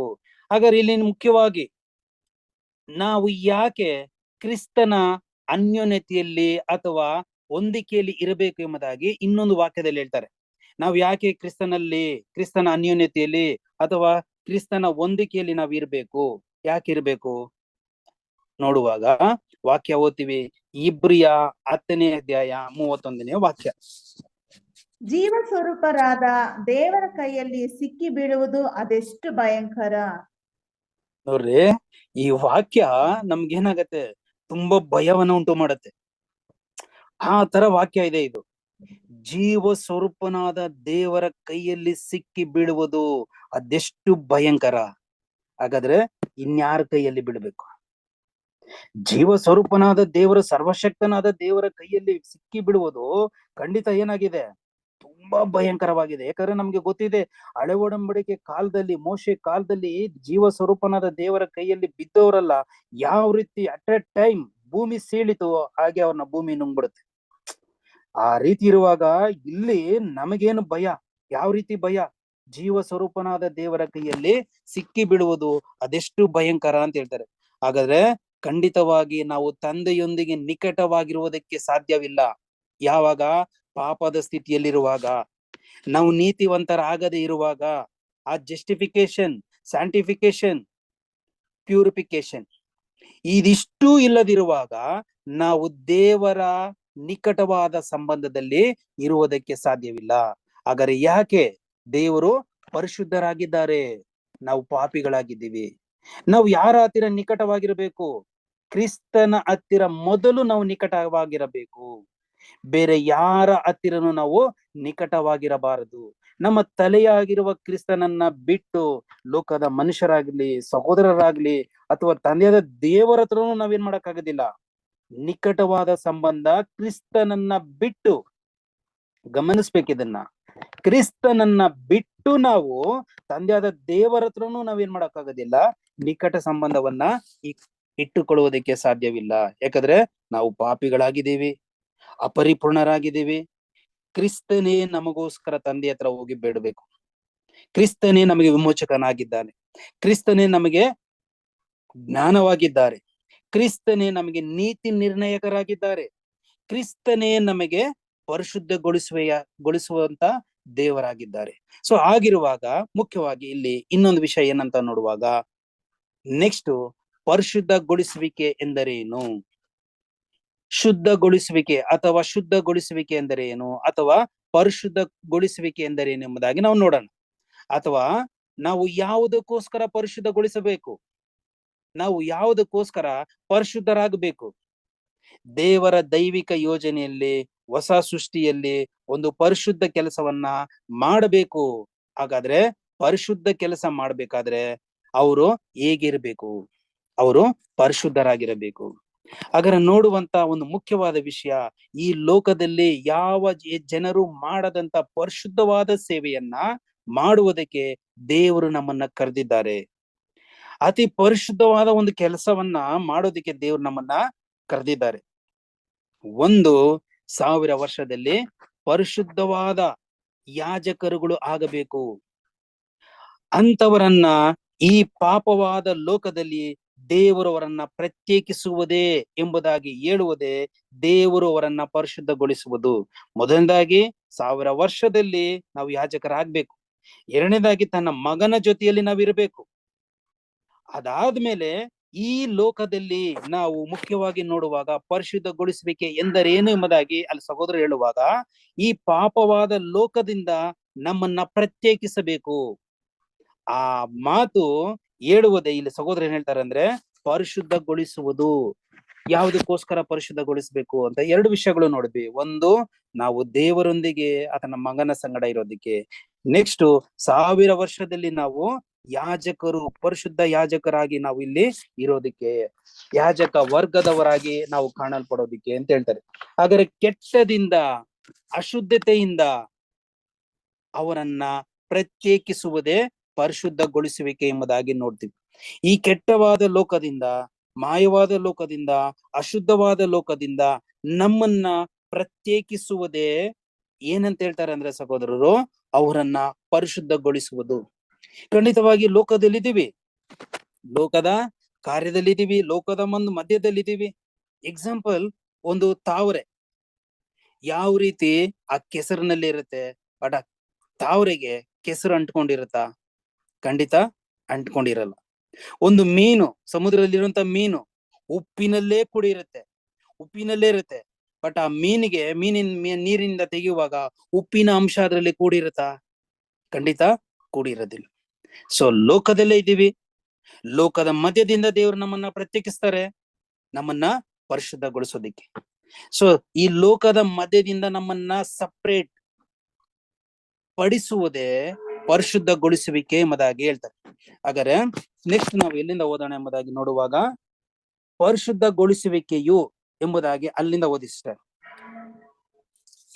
ಪರಿಶುದ್ಧಗೊಳಿಸುವಿಕೆಯು ಪವಿತ್ರ ಸೇವೆಗೆ ಪ್ರತ್ಯೇಕಿಸುವುದನ್ನು ಸೂಚಿಸುತ್ತದೆ. ಪಾಪಿಗಳನ್ನು ಶುದ್ಧೀಕರಿಸುವಿಕೆಗೆ ಕರೆಯದೆ ಪಶ್ಚಾತ್ತಾಪ ಪಡಲು ಕರೆಯಲಾಗುವುದು ಮತ್ತು ಪಶ್ಚಾತ್ತಾಪ ಪಟ್ಟ ಪಾಪಿಗಳನ್ನು ಪ್ರತಿಷ್ಠೆಗೆ ನಿಯೋಜಿಸದೆ ಅವರನ್ನು ನೀತಿ ನಿರ್ಣಯಕನಾದ ಕರ್ತನಾದ ಯೇಸು ಕ್ರಿಸ್ತನನ್ನು ನಂಬುವಂತೆ ನಿಯಮಿಸಲಾಗುವುದು. ಶುದ್ಧೀಕರಿಸುವಿಕೆಯನ್ನು ಕೇವಲ ನೀತಿ ನಿರ್ಣಯ ಹೊಂದಿರುವ ಗುಂಪಿನವರಿಗೆ ಕ್ರಿಸ್ತನಲ್ಲಿ ಕೇಂದ್ರೀಕೃತವಾದ ದೇವರ ವಾಗ್ದಾನಗಳನ್ನು ಮತ್ತು ಅದನ್ನು ಈಡುಬಲಿಯಲ್ಲಿ ದೃಢಪಡಿಸಿರುವುದನ್ನು ನಂಬುವವರಿಗೆ ಮಾತ್ರವೇ ಶುದ್ಧೀಕರಿಸುವಿಕೆ ಅಥವಾ ಪರಿಶುದ್ಧತೆಯು ಎಲ್ಲಾ ಮಾನವರಿಗೆ ಸರಿಯಾದದ್ದಲ್ಲ ಎಂಬುದು ಇದರ ಅರ್ಥವಲ್ಲ. ಸರಳವಾದ ಇದರ ಅರ್ಥವೆಂದರೆ, ಮಾನವನು ಎಲ್ಲಿಯವರೆಗೆ ಪಶ್ಚಾತ್ತಾಪ ಪಡದ ಪಾಪಿಯಾಗಿ ಮುಂದುವರಿಯುವನೋ ಅಲ್ಲಿಯವರೆಗೆ ಆತನನ್ನು ಪವಿತ್ರ ಜೀವಿತಕ್ಕೆ ಪ್ರತ್ಯೇಕಿಸಿಕೊಳ್ಳುವಂತೆ ಕರೆಯುವುದು ವ್ಯರ್ಥವೆಂದು ದೇವರು ಮನಗಂಡಿದ್ದಾನೆ. ಆತನು ಮೊದಲು ತನ್ನ ಪಾಪಮಯ ಸ್ಥಿತಿಯನ್ನು ಗ್ರಹಿಸಿಕೊಳ್ಳಬೇಕು ಮತ್ತು ಅವುಗಳಿಗಾಗಿ ಪಶ್ಚಾತ್ತಾಪ ಪಡುವವನಾಗಬೇಕು. ಪಶ್ಚಾತ್ತಾಪ ಪಡುವವನು ಶುದ್ಧನಾಗಬಾರದು ಮತ್ತು ಪವಿತ್ರತೆಗೆ ತನ್ನನ್ನು ಪ್ರತ್ಯೇಕಿಸಿಕೊಳ್ಳಬಾರದು ಎಂದೇನಿಲ್ಲ. ಆದರೆ ನೀತಿ ನಿರ್ಣಯವನ್ನು ಬಿಟ್ಟು ಪವಿತ್ರತೆಯು ಸಂಪೂರ್ಣವಾಗಿ ನಿಷ್ಪ್ರಯೋಜಕವಾದದ್ದು. ದೇವರ ಕ್ರಮದಲ್ಲಿ ನಾವು ಮೊದಲಿಗೆ ನಮ್ಮ ಪಾಪಗಳಿಗಾಗಿ ಮಾಡಲ್ಪಟ್ಟ ಪೂರ್ವ ಸಿದ್ಧತೆಗಳಲ್ಲಿ ದೇವರ ಒಳ್ಳೆತನವನ್ನು ಕಲಿತುಕೊಳ್ಳಬೇಕು ಮತ್ತು ನಾವು ಸಮರ್ಪಣೆಯ ಸರಿಯಾದ ಮನೋವೃತ್ತಿ ಹೊಂದುವವರೆಗೆ ಅಥವಾ ನಮ್ಮನ್ನು ಆತನ ಸೇವೆಗೆ ಶುದ್ಧೀಕರಿಸಿಕೊಳ್ಳುವವರೆಗೆ ಆತನ ಪಾಪ ಕ್ಷಮಾಪಣೆಯನ್ನು ಕ್ರಿಸ್ತನ ಮೂಲಕವಾದ ಉಚಿತವಾದ ದಾನವೆಂದು ಒಪ್ಪಿಕೊಳ್ಳಬೇಕು. ಸುವಾರ್ಥ ಯುಗದ ಈ ಎಲ್ಲಾ ಏರ್ಪಾಟುಗಳ ಉದ್ದೇಶದ ಹಿಂದೆ ಪಶ್ಚಾತ್ತಾಪಕ್ಕಾಗಿ ಕರೆಯ ನೀತಿ ನಿರ್ಣಯ ಹೊಂದಲು ಶುಭ ಸಮಾಚಾರವನ್ನು ಪ್ರಕಟಿಸುವುದು, ನಂಬಿಕೆಯುಳ್ಳವರು ದೇವರಿಗಾಗಿ ಪ್ರತಿಷ್ಠೆ ಪಡಿಸಿಕೊಳ್ಳುವುದಕ್ಕೂ ಆಹ್ವಾನಿಸುವುದು. ಇವೆಲ್ಲ ದೇವರ ಯೋಜನೆಯ ಅಂಶಗಳು ಅಥವಾ ಭಾಗಗಳಾಗಿವೆ. ಥ್ಯಾಂಕ್ ಯು ಸಿಸ್ಟರ್, ಸಾಕು. ಹಾಗಾದ್ರೆ ಇಲ್ಲಿ ಏನ್ ನೋಡ್ತೀವಿ, ಇಷ್ಟವರೆಗೂ ಓದಿದ ಗಮನಿಸಿದ್ರ, ಇಲ್ಲಿ ಏನ್ ಹೇಳ್ತಾರಂದ್ರೆ, ದೇವರು ಆತನ ಯೋಜನೆಯಲ್ಲಿ ಪರಿಶುದ್ಧಗೊಳಿಸುವಿಕೆಯು ಯಾರಿಗೆ ಇಟ್ಟಿದ್ದಾರೆ ಗಮನಿಸ್ರಿ. ಕೆಲವು ವಿಷಯಗಳು ಇಲ್ಲಿ ಖಂಡಿತ ನಮ್ಗೊಂದು ಈ ಒಂದು ವಿಷಯಗಳು ಓದ್ಬೇಕಾದ್ರೆ ಹೊಸದಾಗಿ ಕಾಣುತ್ತೆ.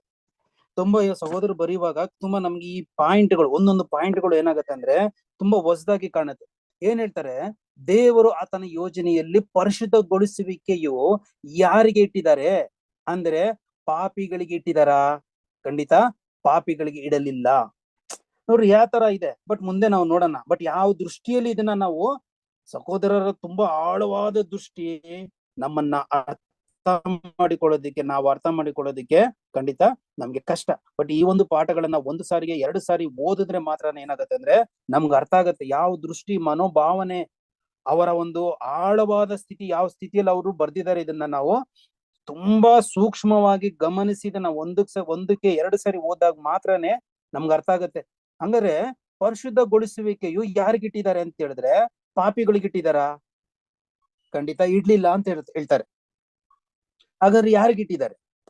ಬದಲಿಗೆ ಪಶ್ಚಾತ್ತಾಪ ಪಡುವವರಿಗಿಟ್ಟಿದ್ದಾರೆ, ಪಾಪಿಗಳಿಗಿಟ್ಟಿಲ್ಲ. ಪರಿಶುದ್ಧಗೊಳಿಸುವಿಕೆಯು ಪಾಪಿಗೆ ಇಡಲಿಲ್ಲ, ಬದಲಿಗೆ ಪಶ್ಚಾತ್ತಾಪ ಪಡುವವರಿಗೆ ಇಟ್ಟಿದ್ದಾರೆ. ಹಾಗಾದ್ರೆ ಅನೇಕರು ಈ ಹಂತಗಳು ಹಾದು ಹೋಗ್ಬೇಕು ಅಂದ್ರೆ 3 ಸ್ಟೇಜಸ್ ಬಗ್ಗೆ ಬರೀತಾರೆ. ಅನೇಕರು 3 ಹಂತಗಳನ್ನ ಹಾದು ಹೋಗ್ಬೇಕು. 3ನೇ ಹಂತದಲ್ಲಿಯೇ ಪರಿಶುದ್ಧಗೊಳಿಸುವಿಕೆ ಬರ್ತದೆ. ಹಾಗಾದ್ರೆ ಮೊದಲನೇ ಹಂತ ಏನು ಅದ್ರಲ್ಲಿ ಬರ್ಕೊಂಬರ್ತಾರೆ. ಮೊದಲನೇ ಹಂತ ಪಾಪಿಗಳಿಗೆ ಪರಿಶುದ್ಧರಾಗಿರುವುದಕ್ಕೆಂಬುದಾಗಿ ಕರೆ ಕೊಡದೆ ಮೊದಲು ಪಶ್ಚಾತ್ತಾಪ ಪಡ್ರಿ ನೀವು ಎಂದು ಕರೆ ಕೊಡ್ತಾರೆ ದೇವರು. ಮೊದಲದಾಗಿ ಒಬ್ಬ ಪಾಪಿ ನಾನು ಒಬ್ಬ ಪಾಪಿ ಎಂದು ಗ್ರಹಿಸಿಕೊಳ್ಬೇಕು. ಗ್ರಹಿಸಿದ ನಂತರವೇ ಆತನು ಮನಸಾಂತರ ಪಡಬೇಕು. ಮನಸಾಂತರ ಪಟ್ಟಿದ ಮೇಲೆನೆ ಅವ್ರು ಯಾವ ಒಂದು ಸ್ಥಿತಿಗೆ ಬರ್ತಾರೆ ಅಂದ್ರೆ ಜಸ್ಟಿಫಿಕೇಶನ್ ಸ್ಥಿತಿಗೆ ಬರ್ತಾರೆ, ನೀತಿ ನಿರ್ಣಯ ಹೊಂದಿಕೊಳ್ತಾರೆ. ನಾನು ಪಾಪಿ ಎಂಬುದಾಗಿ ಅರಿಕೆ ಮಾಡಿ ಕ್ರಿಸ್ತನ ಈಡು ಬಲಿಯ ಮೇಲೆ ನಂಬಿಕೆ ಇಡುವಾಗ ಅವರು ನೀತಿವಂತರು ಎಂಬುದಾಗಿ ಎಣಿಸಲ್ಪಡ್ತಾರೆ. ನೆಕ್ಸ್ಟ್ ಇದನ್ನ ಗಮನಿಸ್ಬೇಕು.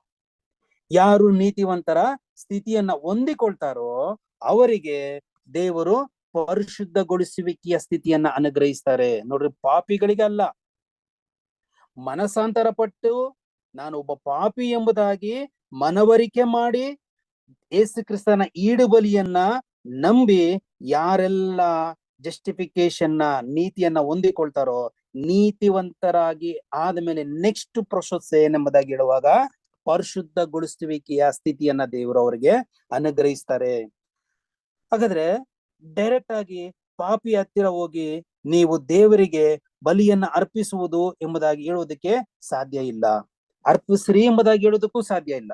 ಒಬ್ಬ ಪಾಪಿ ಹತ್ರ ಹೋಗಿ ನೀವು ದೇವರಿಗೆ ಬಲಿಯನ್ನ ಅರ್ಪಿಸ್ರಿ ಎಂಬುದಾಗಿ ಹೇಳೋದಕ್ಕೆ ಸಾಧ್ಯ ಇಲ್ಲ. ಬದಲಿಗೆ ಯಾರೆಲ್ಲ ನೀತಿವಂತರು ಎಂಬುದಾಗಿ ಎಣಿಸಲ್ಪಡ್ತಾರೋ ಅವರಿಗೆ ಮಾತ್ರನೇ ಪರಿಶುದ್ಧಗೊಳಿಸುವಿಕೆಯ ಹಂತವನ್ನ ದೇವರು ಕೊಡ್ತಾರೆ. ಇದರ ಇನ್ನೊಂದು ಸ್ಥಿತಿ ಏನೆಂಬುದಾಗಿ ನೋಡುವಾಗ, ಇದಕ್ಕೆ ಇನ್ನೊಂದು ಮಾತು ಹೇಳ್ಬೇಕಾದ್ರೆ ಏನೆಂಬುದಾಗಿ ನೋಡುವಾಗ ಕಾನ್ಸಿಗ್ರೇಷನ್. ಸೊ ಕಾನ್ಸಿಗ್ರೇಷನ್ ಲೆವೆಲ್ ಅನ್ನ ಏನ್ ಮಾಡುತ್ತೆ ಸೂಚಿಸುವುದಾಗಿದೆ. ಹಾಗಾದ್ರೆ ಒಬ್ಬ ಪಾಪಿ ಖಂಡಿತ ಅವ್ರಿಗೆ ಪರಿಶುದ್ಧಗೊಳಿಸುವುದಕ್ಕೆ ಸಾಧ್ಯ ಇಲ್ಲ. ಯಾವಾಗ ಅವ್ರು ಯಾವ ಸ್ಥಿತಿಗೆ ಬರಬೇಕು? ನಾನು ಒಬ್ಬ ಪಾಪಿ ಎಂಬುದಾಗಿ ಮನವರಿಕೆ ಮಾಡಿ ಯೇಸು ಕ್ರಿಸ್ತರ ಈಡು ಬಲಿಯನ್ನ ಒಪ್ಪಿಕೊಂಡು ತನ್ನ ಬಾಯಿಯಿಂದ ಅರಿಕೆ ಮಾಡಿ ಯೇಸು ಕ್ರಿಸ್ತರ ಈಡು ಬಲಿಯನ್ನ ನಂಬಿ ಒಳಗಡೆ ಬರುವಾಗ ಅವರು ನೀತಿವಂತರಾಗಿ ಎಣಿಸಲ್ಪಡ್ತಾರೆ. ನೀತಿವಂತರಲ್ಲ, ನೆಕ್ಸ್ಟ್ ಪ್ರೊಸೆಸ್ ನೀತಿವಂತರಾಗಿ ಎಣಿಸಲ್ಪಟ್ಟಿದ ಮೇಲೆನೆ ಅವರಿಗೆ ಪರಿಶುದ್ಧಗೊಳಿಸುವಿಕೆಯ ಸ್ಥಿತಿಯನ್ನ ದೇವರು ಅವರಿಗೆ ಕೊಡ್ತಾರೆ. ಸರಿ, ಇಲ್ಲಿ ಒಂದ್ ಪ್ರಶ್ನೆ ಬರುತ್ತೆ ನಮ್ಗೆ, ಉದ್ಭವಿಸುತ್ತೆ. ಪಾಪಿಗಳು ಬಂದು ಬಲಿಯನ್ನ ಸಲ್ಲಿಸುವುದಕ್ಕೆ ದೇವರು ಬಯಸೋದಿಲ್ವಾ? ಅಲ್ಲ, ಹಾಗೆ ಕೇಳ್ಕೊಂಡ್ ಬರ್ತಾರೆ ಸಹೋದರರು. ಹಾಗಾದ್ರೆ ಈ ಅರ್ಥದಲ್ಲಿ ಇಲ್ಲಿ ಸಹೋದರರು ಖಂಡಿತ ಬರಿತಾ ಇಲ್ಲ. ಆದ್ರೆ ಪರಿಶುದ್ಧರಾಗಿ ಬಲಿಯನ್ನ ಸಲ್ಲಿಸುವುದಕ್ಕೆ ಮುಂಚೆ ಮೊದಲನೇದಾಗಿ ದೇವರ ಯೋಜನೆಯಲ್ಲಿ ದೇವರು ಏನನ್ನೆಲ್ಲ ಇಟ್ಟಿದ್ದಾರೆ, ತನ್ನ ಕೃಪೆಯನ್ನ ಇಟ್ಟಿದ್ದಾರೆ, ಕರುಣೆ ಇಟ್ಟಿದ್ದಾರೆ ಎಂದು ನಾವು ತಿಳಿದುಕೊಳ್ಳಬೇಕು. ಆ ಕೃಪೆ ಮೊದಲು ಯಾರು? ಆ ಕೃಪೆಯಲ್ಲಿ ನಮ್ಮನ್ನ ಒಳಪಡಿಸಿಕೊಳ್ಳಬೇಕಾದ್ರೆ ಮೊದಲು ಪಾಪದ ಸ್ಥಿತಿಯನ್ನ ಗ್ರಹಿಸಿಕೊಳ್ಳಬೇಕು ನಾವು. ಹಾಗಾದ್ರೆ ನಮಗೋಸ್ಕರ ತನ್ನ ಮಗನನ್ನೇ ರಕ್ಷಕನಾಗಿ ಈಡು ಬಲಿಯಾಗಿ ಎಲ್ಲಾ ಆ ಈಡು ಬಲಿಯಲ್ಲಿ ಎಲ್ಲಾ ಕೃಪೆಯನ್ನ ದೇವ್ರು ಏನ್ ಮಾಡಿದಾರೆ ಅಂದ್ರೆ ಇಟ್ಟಿದ್ದಾರೆ. ಆ ಈಡು ಬಲಿಯಲ್ಲಿ ಕೃಪೆ ಇದೆ, ಕರುಣೆ ಇದೆ, ಎಲ್ಲವನ್ನ ಆ ಈಡು ಬಲಿಯಲ್ಲಿ ಇಟ್ಟಿದ್ದಾರೆ. ಅದನ್ನ ಇಲ್ಲಿ ಹೇಳ್ತಾರೆ, ಯಾರು ಇದನ್ನ ಅಂಗೀಕರಿಸುತ್ತಾರೆ ಅಂದರೆ ನಾನೊಬ್ಬ ಪಾಪಿ ಎಂಬುದಾಗಿ ಗ್ರಹಿಸಿಕೊಂಡು ನಾನು ಮನಸ್ಸಾಂತರ ಹೊಂದಬೇಕೆಂಬುದಾಗಿ ನೆನೆಸುವವರು, ಅನಂತರ ಕ್ರಿಸ್ತನ ಬಳಿಗೆ ಬರುವವರು ಈ 3 ವಿಧವಾದ ಹಂತವನ್ನ ಅಂದ್ರೆ 3 ಸ್ಟೇಜಸ್ ಅನ್ನ ತೆಗೆದುಕೊಳ್ಳದೆ ಇರುವವರ ಹತ್ತಿರ ನೀವು ಹೋಗಿ ಪರಿಶುದ್ಧರಾಗಿರಿ ಎಂಬುದಾಗಿ ಅಥವಾ ನೀವು ಬಲಿಯನ್ನ ಅರ್ಪಿಸಿರಿ ಎಂಬುದಾಗಿ ದೇವರು ಹೇಳುವುದು ಇಲ್ಲ. ಹಾಗಾದ್ರೆ ಇದು ದೇವರ ದೃಷ್ಟಿಯಲ್ಲಿ ನೀತಿನೂ ಅಲ್ಲ. ಅದಕ್ಕೆ ಅಲ್ಲಿ ಪಾಪಿಗಳಿಗೆ ಅವಕಾಶ ಇಲ್ಲ ಅಂತ ಹೇಳ್ತಾರೆ. ಇಲ್ಲಿ ಆರಂಭದಲ್ಲಿ ಹೇಳಿದ್ರು ಪಾಪಿಗಳಿಗೆ ಇದಕ್ಕೆ ಅವಕಾಶವಿಲ್ಲ, ಮನಸ್ಸಾಂತರ ಪಡಬೇಕು. ಹಾಗಾದ್ರೆ 3 ಸ್ಟೇಜಸ್ ಅನ್ನ ದಾಟಿ ಬರಬೇಕು. ಒಬ್ಬ ಪಾಪಿ ನಾನು ಪಾಪಿ ಎಂದು ಗ್ರಹಿಸಿಕೊಳ್ಬೇಕು. ನೆಕ್ಸ್ಟ್ ತನ್ನ ಪಾಪಗಳಿಗೋಸ್ಕರ ಪಶ್ಚಾತ್ತಾಪ ಪಡಬೇಕು. ತನ್ನ ಹಿಂದಿನ ಪಾಪಗಳಿಗೋಸ್ಕರ ಪಶ್ಚಾತ್ತಾಪ ಪಟ್ಟು ಇನ್ನು ಮೇಲೆ ನಾನು ಇಂಥ ಪಾಪಗಳನ್ನ ಮಾಡೋದಿಲ್ಲ. ಕ್ರಿಸ್ತನ ಈಡು ಬಲಿಯ ರಕ್ತ ನನ್ನನ್ನ ಶುದ್ಧ ಮಾಡುತ್ತೆ. ನನ್ನ ಪಾಪಗಳಿಗೋಸ್ಕರ ನಾನು ಇಂಥ ಪಾಪದಲ್ಲಿದ್ದೀನಿ ಎಂಬುದಾಗಿ ಯಾರೆಲ್ಲ ಪಶ್ಚಾತ್ತಾಪ ಪಡ್ತಾರೋ ನೆಕ್ಸ್ಟ್ ಪ್ರೊಸೆಸ್ ನೀತಿವಂತರಾಗ್ತಾರೆ. ಸೊ ಇದನ್ನೇ ಸರಿಯಾಗಿ ಗಮನಿಸುವಾಗಲೇ ದೇವರ ಪ್ರೀತಿ ಏನು ಎಂಬುದಾಗಿ, ದೇವರ ನೀತಿ ಏನು ಎಂಬುದಾಗಿ ನಾವು ಅರ್ಥ ಮಾಡಿಕೊಳ್ಳಲಿಕ್ಕೆ ಸಾಧ್ಯವಾಗುತ್ತದೆ.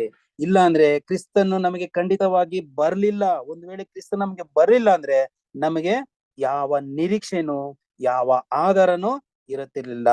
ಹಾಗಾದ್ರೆ ಇದನ್ನೆಲ್ಲ ಸರಿಯಾಗಿ ನಾವು ಅರ್ಥ ಮಾಡಿಕೊಂಡ ಮೇಲೆ ಖಂಡಿತವಾಗಿ ನಮಗೆ ಅರ್ಥವಾಗುತ್ತೆ ಕ್ರಿಸ್ತನು ನಮಗೆ ರಕ್ಷಕನಾಗಿದ್ದಾನೆ. ಹಾಗಾದ್ರೆ ಸಂಪೂರ್ಣವಾಗಿ ಇದರ ಒಂದು ಅರ್ಥ ನೋಡುವಾಗ ಎಲ್ಲಾ ಪಾಪಿಗಳನ್ನ ದೇವರು ಗ್ರಹಿಸೋದಿಲ್ಲ. ಬಟ್ ಪಾಪಿಗಳು ಬಂದು ಮನಸಾಂತರ ಪಡಬೇಕು. ಮನಸಾಂತರ ಪಟ್ಟು ಕ್ರಿಸ್ತನನ್ನ ತನ್ನ ಸ್ವಂತ ರಕ್ಷಕನಾಗಿ ಅಂಗೀಕರಿಸಿಕೊಂಡ ಮೇಲೆ ನೀತಿ ಎಂಬುದಾಗಿ ಎಣಿಸಲ್ಪಡ್ತಾರೆ, ನೀತಿವಂತರಾಗಿ ಎಣಿಸಲ್ಪಡ್ತಾರೆ. ನೀತಿವಂತರು ಎಣಿಸಲ್ಪಟ್ಟಿದ್ಮೇಲೆ ನೆಕ್ಸ್ಟ್ ಪ್ರೊಸೆಸ್ ಅವ್ರಿಗೆ ಪರಿಶುದ್ಧಗೊಳಿಸುವಿಕೆ. ನೋಡ್ರಿ, ಕೆಲವೊಂದು ವಿಷಯಗಳೆಲ್ಲ ಖಂಡಿತವಾಗಿ ನಮ್ಗೆ ಓದ್ಬೇಕಾದ್ರೆ ಅಥವಾ ಇದನ್ನ ಕೇಳ್ಬೇಕಾದ್ರೆ ನಮ್ಗೆ ಹೊಸದಾಗಿ ಕಾಣುತ್ತೆ. ಬಟ್ ದೇವರ ನೀತಿ ನೋಡ್ರಿ ಯಾವ ರೀತಿಯಲ್ಲಿದೆ. ದೇವರ ನೀತಿ ಯಾವ ರೀತಿ ಆರ್ಡರ್ ವೈಸ್ ಅಲ್ಲಿ ದೇವರು ತನ್ನ ನೀತಿಯನ್ನ ಪ್ರಕಟಗೊಳಿಸ್ತಾರೆ. ಸೊ ಖಂಡಿತವಾಗಿ ಈ ಒಂದು ಮಾತುಗಳೆಲ್ಲ ನಮ್ಗೆ ಕೇಳುವಾಗ ಹೊಸದಾಗಿ ಕಾಣುತ್ತೆ. ಆದ್ರೆ ಇದೆಲ್ಲ ಸುವಾರ್ಥ ಯುಗದಲ್ಲಿ ನಡೀತಾ ಇದೆ. ಹೊಸ ಸೃಷ್ಟಿಯನ್ನು ದೇವರು ಈ ಲೋಕದಿಂದ ಹೇಗಾದ್ರೂ ಏನ್ ಮಾಡ್ಬೇಕು, ಪ್ರತ್ಯೇಕಿಸಬೇಕು. ಹೇಗಾದ್ರೂ ಈ ಲೋಕದಲ್ಲಿ ತನ್ನ ಮಕ್ಕಳನ್ನ ಹೊಸ ಸೃಷ್ಟಿಗಳನ್ನಾಗಿ ಪ್ರತ್ಯೇಕಿಸಬೇಕು. ಹಾಗಾದ್ರೆ ಒಂದು ವಿಷಯ, ಲೋಕದಲ್ಲಿ ನಡೆಯುವಂತಹ ವಿಷಯಗಳನ್ನ ನಾವು ಗಮನಿಸಬೇಕು. ಲಕ್ಷಾಂತರ ಮಿಷನರಿಗಳು, ಖಂಡಿತವಾಗಿ ಈ ಒಂದು ಪಾಯಿಂಟ್ ಅನ್ನ ನಾವು ನೋಡ್ಬೇಕಾದ್ರೂ ನಮ್ಗೆ ಒಂದು ಆಶ್ಚರ್ಯವಾಗುತ್ತೆ. ಲಕ್ಷಾಂತರ ಮಿಷನರಿಗಳು ಸತ್ಯವನ್ನ ಏನ್ ಮಾಡ್ತಾರೆ ಅಂದ್ರೆ ಅರಿಯದೇ ಇರುವಂತ ಜನಾಂಗಗಳ ಮಧ್ಯದಲ್ಲಿ ಹೋಗಿ ಏನ್ ಮಾಡ್ತಾ ಇದಾರೆ, ಸೇವೆಯನ್ನ ಮಾಡ್ತಾ ಇದಾರೆ. ಬಟ್ ಲೋಕವನ್ನ ಮನಸ್ಸಂತರಗೊಳಿಸ್ಬೇಕು ಎಂಬುದಾಗಿ ಅವರು ತಿಳಿದು ಅನೇಕರನ್ನ ಕ್ರೈಸ್ತರನ್ನಾಗಿ ಮಾಡ್ತಾ ಇದಾರೆ. ಬಟ್ ಅವರ ದೃಷ್ಟಿಯಲ್ಲಿ ಇದೇನಾಗಿದೆ, ತಾವು ಒಂದು ದೊಡ್ಡ ಸೇವೆಯನ್ನ ಮಾಡ್ತಾ ಇದೀವಿ. ಬಟ್ ಇಲ್ಲಿ ದೇವರ ದೃಷ್ಟಿಯಲ್ಲಿ ನೀವು ಅದನ್ನ ಮಾಡ್ಲೇಬೇಕು. ಕೆಲವರನ್ನ ದೇವರು ಯೋಜನೆಗಳಲ್ಲಿ ಅವ್ರನ್ನ ಅಳವಡಿಸಿಕೊಂಡು ಏನ್ ಮಾಡ್ತಾ ಇದಾರೆ, ಅವರ ಕೆಲಸಗಳನ್ನ ಮಾಡೋದಕ್ಕೆ ಇಟ್ಟಿದ್ದಾರೆ. ಬಟ್ ನೀವು ಮಾಡುವಾಗ ಅವರನ್ನ ಲೋಕದ ಮಧ್ಯದಿಂದ ಅವರನ್ನ ನಾನೇನ್ ಮಾಡ್ತೀನಿ, ಪ್ರತ್ಯೇಕಿಸ್ತೀನಿ. ಹೇಗ್ ಪ್ರತ್ಯೇಕಿಸ್ತಾರೆ, ಯಾರೆಲ್ಲ ಆ ಜಸ್ಟಿಫಿಕೇಶನ್, ನಾನೊಬ್ಬ ಪಾಪಿ ಎಂಬುದಾಗಿ ತಿಳಿದು ಆ ಜಸ್ಟಿಫಿಕೇಶನ್ ಒಳಗಡೆ ಬರ್ತಾರೋ, ಸೊ ಅಲ್ಲಿ ದೇವರು ಅವರನ್ನ ಪ್ರತ್ಯೇಕಿಸ್ತಾರೆ. ನೋಡಿ, ಎಷ್ಟು ಒಂದು ವಿಧವಾದ ದೇವರ ಯೋಜನೆ ಖಂಡಿತ ಇದರಲ್ಲಿ ನಡೀತಾ ಇದೆ. ಸೊ ಅಲ್ಲಿ ಹೇಳುವಾಗ ಖಂಡಿತವಾಗಿ ಈ ರೀತಿಯಾಗಿ ನಡೆಯುವಾಗ ಮರಣದ ಪರ್ಯಂತರ ಯಾವಾಗ ನಮ್ಮನ್ನ ಪರಿಶುದ್ಧತೆಯಲ್ಲಿ ದೇವರು ನಡೆಸ್ತಾ ಇದ್ದಾರೆ, ನಮ್ಮನ್ನ ಪ್ರತ್ಯೇಕಿಸಿದ್ದಾರೆ, ಖಂಡಿತವಾಗಿ ನಾವು ಮರಣದ ಪರ್ಯಂತರ ಅವರಿಗೆ ನಂಬಿಗಸ್ತರಾಗಿರಬೇಕು. ಹಾಗಾದ್ರೆ ಈ ಸ್ಥಿತಿಗೆ ಬರುವವರಿಗೆ ಒಂದು ಮಾದರಿಯನ್ನ ಇಟ್ಟಿದ್ದಾರೆ ಅಂತ ಹೇಳ್ತಾರೆ. ಯಾರೆಲ್ಲ ಈ ಸ್ಥಿತಿಗೆ ಬರ್ತಾರೆ, ಯಾರೆಲ್ಲ ಪಾಪಿ ಎಂಬುದಾಗಿ ಒಪ್ಪಿಕೊಂಡು ಆ ಒಂದು ಜಸ್ಟಿಫಿಕೇಶನ್ ಒಳಗಡೆ ಬಂದು ಆ ಜಸ್ಟಿಫಿಕೇಶನ್ ಇಂದ ಸ್ಯಾಂಟಿಫಿಕೇಶನ್ ಒಳಗಡೆ ಬರ್ತಾರೋ ಅವರಿಗೆ ಒಂದು ಮಾದರಿಯನ್ನ ಇಟ್ಟಿದ್ದಾರೆ. ಮಹಾಯಾಜಕನು, ನಮಗೆ ಪ್ರಧಾನ ಯಾಜಕನು ಯಾವ ರೀತಿ ಬಲಿಯನ್ನ ಸಲ್ಲಿಸಿದ್ರು, ಯಾವ ರೀತಿ ಬಲಿಯನ್ನ ಅರ್ಪಿಸಿದ್ರು. ಸೊ ನಾವು ಕೆಲವು ವಿಷಯಗಳನ್ನ, ನಮ್ಮ ದೇವರ ಬಲಿಯಂತೆ ಕೆಲವು ವಿಷಯಗಳನ್ನ ನಾವು ಈ ಭೂಲೋಕದಲ್ಲಿ ನಮ್ಮನ್ನ ಬಲಿಗಳಾಗಿ ಅರ್ಪಿಸಬೇಕು. ಅದಕ್ಕೆ ಒಂದು ವಾಕ್ಯವನ್ನ ಕೊಡ್ತಾರೆ. ವಾಕ್ಯ ಓದ್ರಿ, ಇಬ್ರಿಯ 7ನೇ ಅಧ್ಯಾಯ 27ನೇ ವಾಕ್ಯ. ಇಬ್ರಿಯ 7ನೇ ಅಧ್ಯಾಯ 27ನೇ ವಾಕ್ಯ. ಆತನು ಬೇರೆ ಯಾಜಕರಂತಲ್ಲ, ಅವರಾದರೂ ಪ್ರತಿ ದಿನವೂ ಯಜ್ಞಗಳನ್ನು ಅರ್ಪಿಸಬೇಕು. ಅವರು ತಮ್ಮ ಸ್ವಂತ ಕಾರ್ಯ ಪಾಪಗಳಿಗಾಗಿ ಯಜ್ಞಗಳನ್ನು ಅರ್ಪಿಸಿದ ನಂತರ ಬೇರೆಯವರ ಪಾಪಗಳಿಗಾಗಿ ಅರ್ಪಿಸಬೇಕು. ಆದರೆ ಕ್ರಿಸ್ತನು ಹಾಗೆ ಮಾಡಬೇಕಾಗಿಲ್ಲ. ಆತನು ತನ್ನನ್ನೇ ಯಜ್ಞವಾಗಿ ಅರ್ಪಿಸಿಕೊಂಡು ಒಂದೇ ಸಾರಿ ಆ ಕೆಲಸವನ್ನು ಮಾಡಿ ಮುಗಿಸಿದನು. ಹಾಗಾದ್ರೆ ಇಲ್ಲಿ ಏನ್ ನೋಡ್ತೀವಿ ನಾವು, ಹಳೆ ಒಡಂಬಡಿಕೆಯಲ್ಲಿ ಆ ಒಂದು ಬಲಿಗಳನ್ನ ಏನ್ ಮಾಡ್ತಾ ಇದ್ರು ಅಂದ್ರೆ ವರ್ಷನೂ ಬಲಿಗಳನ್ನ ಸಲ್ಲಿಸ್ತಾ ಇದ್ರು. ಆದ್ರೆ ಇಲ್ಲಿ ಕ್ರಿಸ್ತನನ್ನ ನೋಡುವಾಗ ಆತನು ತನ್ನನ್ನೇ ಯಜ್ಞವಾಗಿ ಅರ್ಪಿಸಿಕೊಂಡು ಒಂದೇ ಸಾರಿ ಆ ಕೆಲಸವನ್ನ ಮಾಡಿ ಮುಗಿಸಿದ್ರು. ಸೊ ಈ ಒಂದು ಕೆಲಸವನ್ನ ಮಾಡುವಾಗ ಅವರು ಎಷ್ಟೆಲ್ಲ ಬಾಧೆಗೆ ಒಳಗಾಗಿರ್ಬೇಕು, ಎಷ್ಟೆಲ್ಲ ನೋವು, ಚಿತ್ರಹಿಂಸೆ, ಯಾವ ರೀತಿ ಅವ್ರನ್ನ ಚಿತ್ರಹಿಂಸೆ ಪಡಿಸಿದ್ರು. ಸೊ ಇದೇ ರೀತಿಯಲ್ಲೇ ನಾವುನು ಆ ರೀತಿಯಾಗಿ ಈ ಒಂದು ಹೊಸ ಸೃಷ್ಟಿಗಳಾಗಿ ಆತನ ಹೆಜ್ಜೆ ಜಾಡಿನಲ್ಲಿ ನಾವು ಸ್ಯಾಂಟಿಫಿಕೇಶನ್ ಆಗುವಾಗ ನಮಗೂ ಒಂದು ಮಾದರಿಯನ್ನ ಇಟ್ಟಿದ್ದಾರೆ. ನೋಡ್ರಿ, ನನ್ನ ಮಗನ ನೋಡ್ರಿ ಯಾವ ರೀತಿಯಾಗಿ ತನ್ನ ಕಾನ್ಸಂಟ್ರೇಷನ್ ನ ಫುಲ್ಫಿಲ್ ಮಾಡಿದ್ರು. ಬಟ್ ಆ ಕಾನ್ಸಂಟ್ರೇಷನ್ ಅಲ್ಲಿ ಏನೆಲ್ಲಾ ಬಾಧೆಗಳು ಅವ್ರನ್ನ ಅನುಭವಿಸಿದ್ರು. ಸೊ ಆ ಅನುಭವಗಳು ನಮ್ಮ ಜೀವಿತದಲ್ಲೂ ಬರುತ್ತೆ. ನಾವು ಅನುಭವಗಳಲ್ಲಿ ನಾವು ಹಾದು ಹೋಗ್ಬೇಕು ಅಂತ ಹೇಳ್ತಾರೆ. ಸರಿ, ಇದಕ್ಕೆ ಇನ್ನೊಂದು ವಾಕ್ಯವನ್ನ ಹೇಳ್ತಾರೆ. ಇಬ್ರಿಯ 9ನೇ ಅಧ್ಯಾಯ 14ನೇ ವಾಕ್ಯ.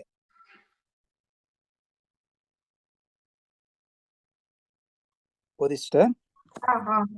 ಇಬ್ರಿಯ 9:14. ಆದದರಿಂದ ಆತನ ರಕ್ತವು ಖಚಿತವಾಗಿ ಅದಕ್ಕಿಂತಲೂ ಹೆಚ್ಚಿನದನ್ನು ಸಾಧಿಸುತ್ತದೆ. ಆತನು ನಿತ್ಯಾತ್ಮನ ಮೂಲಕ ತನ್ನನ್ನು ತಾನೇ ದೇವರಿಗೆ ನಿಷ್ಕಳಂಕವಾದ ಯಜ್ಞವಾಗಿ ಅರ್ಪಿಸಿಕೊಂಡನು. ಆತನ ರಕ್ತವು ನಮ್ಮನ್ನು ನಮ್ಮ ಕೆಟ್ಟ ಕಾರ್ಯಗಳಿಂದ ಪರಿಪೂರ್ಣವಾಗಿ ಬಿಡಿಸಿ ನಾವು ಜೀವ ಸ್ವರೂಪನಾದ ದೇವರನ್ನು ಆರಾಧಿಸಲು ಸಾಧ್ಯವಾಗುವಂತೆ ನಮ್ಮ ಹೃದಯವನ್ನು ಪರಿಶುದ್ಧಗೊಳಿಸುತ್ತದೆ. ನಮ್ಮ ಹೃದಯಗಳನ್ನ ಪರಿಶುದ್ಧಗೊಳಿಸುತ್ತದೆ. ಯಾವುದರಿಂದ ಪರಿಶುದ್ಧಗೊಳಿಸುತ್ತದೆ? ಕೆಟ್ಟ ಕಾರ್ಯಗಳಿಂದ ಪರಿಪೂರ್ಣವಾಗಿ ನಮ್ಮನ್ನ ಬಿಡಿಸಿ ನಾವು ಜೀವ ಸ್ವರೂಪನಾದ ದೇವರನ್ನ ಆರಾಧಿಸಲು ಸಾಧ್ಯವಾಗುವಂತೆ ನಮ್ಮ ಹೃದಯಗಳನ್ನ ಪರಿಶುದ್ಧಗೊಳಿಸುತ್ತೆ. ನೋಡಿ, ಇವಾಗ ನೋಡ್ತಾ ಇರೋದು ನಾವ್ ಏನ್ ಪಾಠ ನೋಡ್ತಾ ಇದೀವಿ? ಟಾಪಿಕ್ ಪರಿಶುದ್ಧಗೊಳಿಸುವಿಕೆ. ಹಾಗಾದ್ರೆ ಆತನ ರಕ್ತ ನಮ್ಮನ್ನ ಎಲ್ಲಾ ಕೆಟ್ಟ ಕಾರ್ಯಗಳಿಂದ ನಮ್ಮನ್ನ ಬಿಡಿಸಿ ನಮ್ಮನ್ನ ದೇವರಿಗೆ ನಿಷ್ಕಳಂಕವಾದ ಯಜ್ಞವಾಗಿ ಅರ್ಪಿಸುವುದಕ್ಕೆ, ನಮ್ಮನ್ನ ಎಲ್ಲಾ ಕೆಟ್ಟ ಕಾರ್ಯಗಳಿಂದ ಪರಿಪೂರ್ಣವಾಗಿ ನಮ್ಮನ್ನ ಬಿಡಿಸಿ ನಾವು ಜೀವ ಸ್ವರೂಪನಾದ ದೇವರನ್ನ ಆರಾಧಿಸಲು ನಮ್ಮ ಹೃದಯಗಳನ್ನೇ ಪರಿಶುದ್ಧಗೊಳಿಸುತ್ತದೆ. ಹಾಗಾದ್ರೆ ಖಂಡಿತ ಇದರ ಮುಖ್ಯತ್ವ ನಾವು ಅರಿಯಬೇಕು. ಈ ರಕ್ತದ ಮೌಲ್ಯವನ್ನ ನಾವು ತಿಳಿದುಕೊಳ್ಳಬೇಕು. ಯಾವಾಗ ಈ ರಕ್ತದ ಮೌಲ್ಯ ನಾವು ತಿಳಿದುಕೊಳ್ಳೋದಿಲ್ವೋ ಸಾಧಾರಣವಾಗಿ ಎಣಿಸಲ್ಪಟ್ಬಿಡ್ತೀವಿ. ಸಾಧಾರಣವಾಗಿ ಈ ರಕ್ತದ ಮೌಲ್ಯವನ್ನ ನಾವು ಎಣಿಸಲ್ಪಟ್ಟಾಗ ಖಂಡಿತವಾಗಿ ಈ ಕರಿವಿಕೆಯಿಂದನೇ ನಾವು ಆಚೆಗೆ ಹೋಗ್ಬಿಡ್ತೀವಿ. ಹಾಗಾದ್ರೆ ಇದರ ರಕ್ತದ ಮುಖ್ಯತ್ವನ ತಿಳಿದುಕೊಂಡು ಆತನ ಬಾಧೆಗಳಲ್ಲಿ, ಆತನ ಉಪದ್ರವಗಳಲ್ಲಿ ಆತನ ಸಹಿಸಿಕೊಳ್ಳುವಂತೆ ಇದರಲ್ಲಿ ನಾವು ಸಹ ಹಾದು ಹೋಗೋರಾಗಿರ್ತೀವಿ. ಸೊ ಅದಕ್ಕೆ ಕೊನೆಗೆ ಅಲ್ಲ ಒಂದು ವಾಕ್ಯವನ್ನ ಮುಗಿಸ್ತಾರೆ. ರೋಮ 12ನೇ ಅಧ್ಯಾಯ 1ನೇ ವಾಕ್ಯದಲ್ಲಿ ಹೇಳ್ತಾರೆ, ಆದುದರಿಂದ ಸಹೋದರಿಯರೇ ದೇವರ ಕನಿಕರವನ್ನ ನಿಮ್ಮ ನೆನಪಿಗೆ ತಂದು, ನೋಡ್ರಿ, ನಿಮ್ಮ ನೆನಪಿಗೆ ತಂದುಕೊಂಡು ಒಂದು ಅಪೋಸ್ತಲನಾದ ಪ್ರಧಾನ ಅಪೋಸ್ತಲರು ಹೇಳ್ತಾರೆ, ಬೇಡಿಕೊಳ್ತಾ ಇದೀನಿ, ನಿಮ್ಮ ಹತ್ರ ಕೈ ಜೋಡಿಸಿ ನಾನು ಬೇಡಿಕೊಳ್ತಾ ಇದ್ದೀನಿ, ನಿಮ್ಮನ್ನು ದೇವರಿಗೆ ಮೀಸಲಾದ ಮೆಚ್ಚುಗೆಯಾದ ಸಜೀವ ಯಜ್ಞಗಳಾಗಿ ಏನ್ ಮಾಡ್ರಿ, ಅರ್ಪಿಸಿರಿ. ಇದೇ ನೀವು ಸಲ್ಲಿಸಬೇಕಾದ ನಿಜವಾದ ಆರಾಧನೆ. ಯಾವ ರೀತಿ ಯೇಸು ಕ್ರಿಸ್ತರು ತನ್ನ ತಂದೆ ಮುಂದೆ ನಿಜವಾದ ಬಲಿಯನ್ನು ಅರ್ಪಿಸಿದ್ರು, ಆತನ ಬಲಿ ದೇವರ ಮುಂದೆ ಸುಗಂಧ ವಾಸನೆಯಾಗಿ ಕಾಣಲ್ಪಡ್ತು. ಸೊ ನಾವು ಈ ಭೂಮಿಯಲ್ಲಿ ಸಲ್ಲಿಸುವಂತ ನಮ್ಮ ಯಜ್ಞಗಳು, ನಮ್ಮ ಬಲಿಗಳು ದೇವರ ಮುಂದೆ ಸಜೀವ ಬಲಿಯಾಗಿ ಅರ್ಪಿಸುವರಾಗಿರಬೇಕು.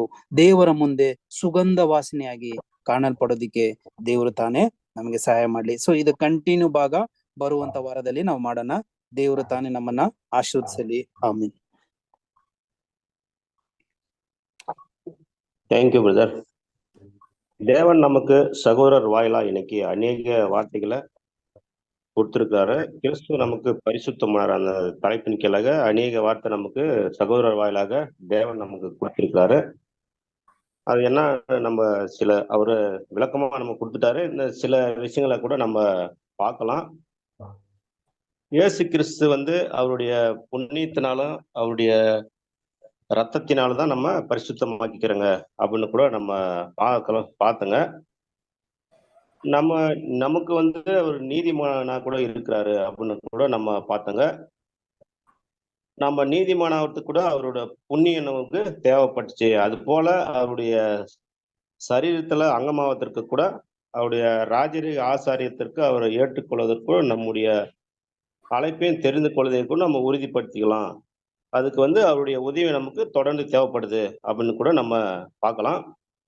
அது மட்டும் இல்ல, கிறிஸ்து பாவத்தின் மீட்பராகவும் தலையாகவும் பிரதிநிதியாகவும் அவருக்கு நமக்கு ஒரு வழிகாட்டியாகவும் போதனையாளராகவும் மேலும் நம்முடைய சரீரத்தை பாதுகாப்பாளராகவும் அல்லது சபை ஒவ்வொரு அங்கத்தினரை பாதுகாப்பதற்கு கூட அவருடைய துணை நமக்கு தொடர்ந்து தேவைப்படுது. அவருடைய பராமரிப்பின் கீழே நம்ம இருக்கணும் அப்படின்ட்டு நமக்கு தேவைப்படுது அப்படின்னு கூட நம்ம பார்க்கலாம். இன்னும் சில விஷயம் எண்ணில் நிலைத்திருங்கள். கொடியானது திராட்சை செடியில் நிலைத்திராவிட்டால் அது தானா தனி கனி கொடுக்காது அப்படின்னு கூட பார்த்தங்க. நீ நம்ம கூட அவர்ல நிலைச்சு இல்லைன்னா நம்ம கூட கனி கொடுக்க முடியாது அப்படின்னு கூட நம்ம பார்க்கலாம். யோவான் 15:4 கூட நீங்கள் என்னிலும் என் வார்த்தையிலும் உங்களிலும் நிலைத்திருந்தால் நீங்கள் கேட்டுக்கொள்வது ஏதோ அது உங்களுக்கு கொடுக்கப்படும் அப்படின்னு கூட வசனம் நமக்கு தெளிவா இருக்குது. நம்ம அவருல நிலைச்சியும் அவருடைய வார்த்தையில நம்ம உறுதியாகவும் எப்பவுமே நம்ம நிலைச்சிருக்குன்னா நம்ம கனி கொடுப்போம் அப்படின்னு கூட நம்ம பார்க்குறோங்க. இன்னும் அநேக விஷயம் கூட நம்ம பார்த்துங்க. அவருடைய அன்பு நமக்கு எப்படிலாம் இருந்துச்சு உறுதுணையா அப்படின்னு கூட நம்ம பார்த்துங்க. அவருடைய நீதி கூட எப்படி இருந்துச்சுன்னு கூட நம்ம பார்த்துங்க. அது மட்டுமல்ல, அவருடைய வார்த்தையை பாவத்திலிருந்தும் அதன் தண்டனையாக அழிவிலிருந்தும் தப்புவிப்பதற்கு தேவனே நமக்கு முன்னேற்பாடாக இயேசு கிறிஸ்து நம்ம வச்சிருக்காரு அப்படின்னு கூட பார்த்தோம். இன்னும் அநேக விஷயங்கள் பார்த்தோம். இந்த வார்த்தைகளை கொடுத்த பிதாவாகிய தேவனுக்கும் கர்த்தராகிய இயேசு கிறிஸ்துக்கும் நன்றி. மற்றும் இந்த பாடத்தை தயார் செய்து கொடுத்த சகோதரர் ராஜன் அவருக்கு கூட சபையின் சார்பாக நன்றி தெரிவித்துக் கொண்டு நாம் முடிவு ஜெபத்திற்கு செல்வோம். நம் இணைப்பில் இருக்கும் சகோதரர்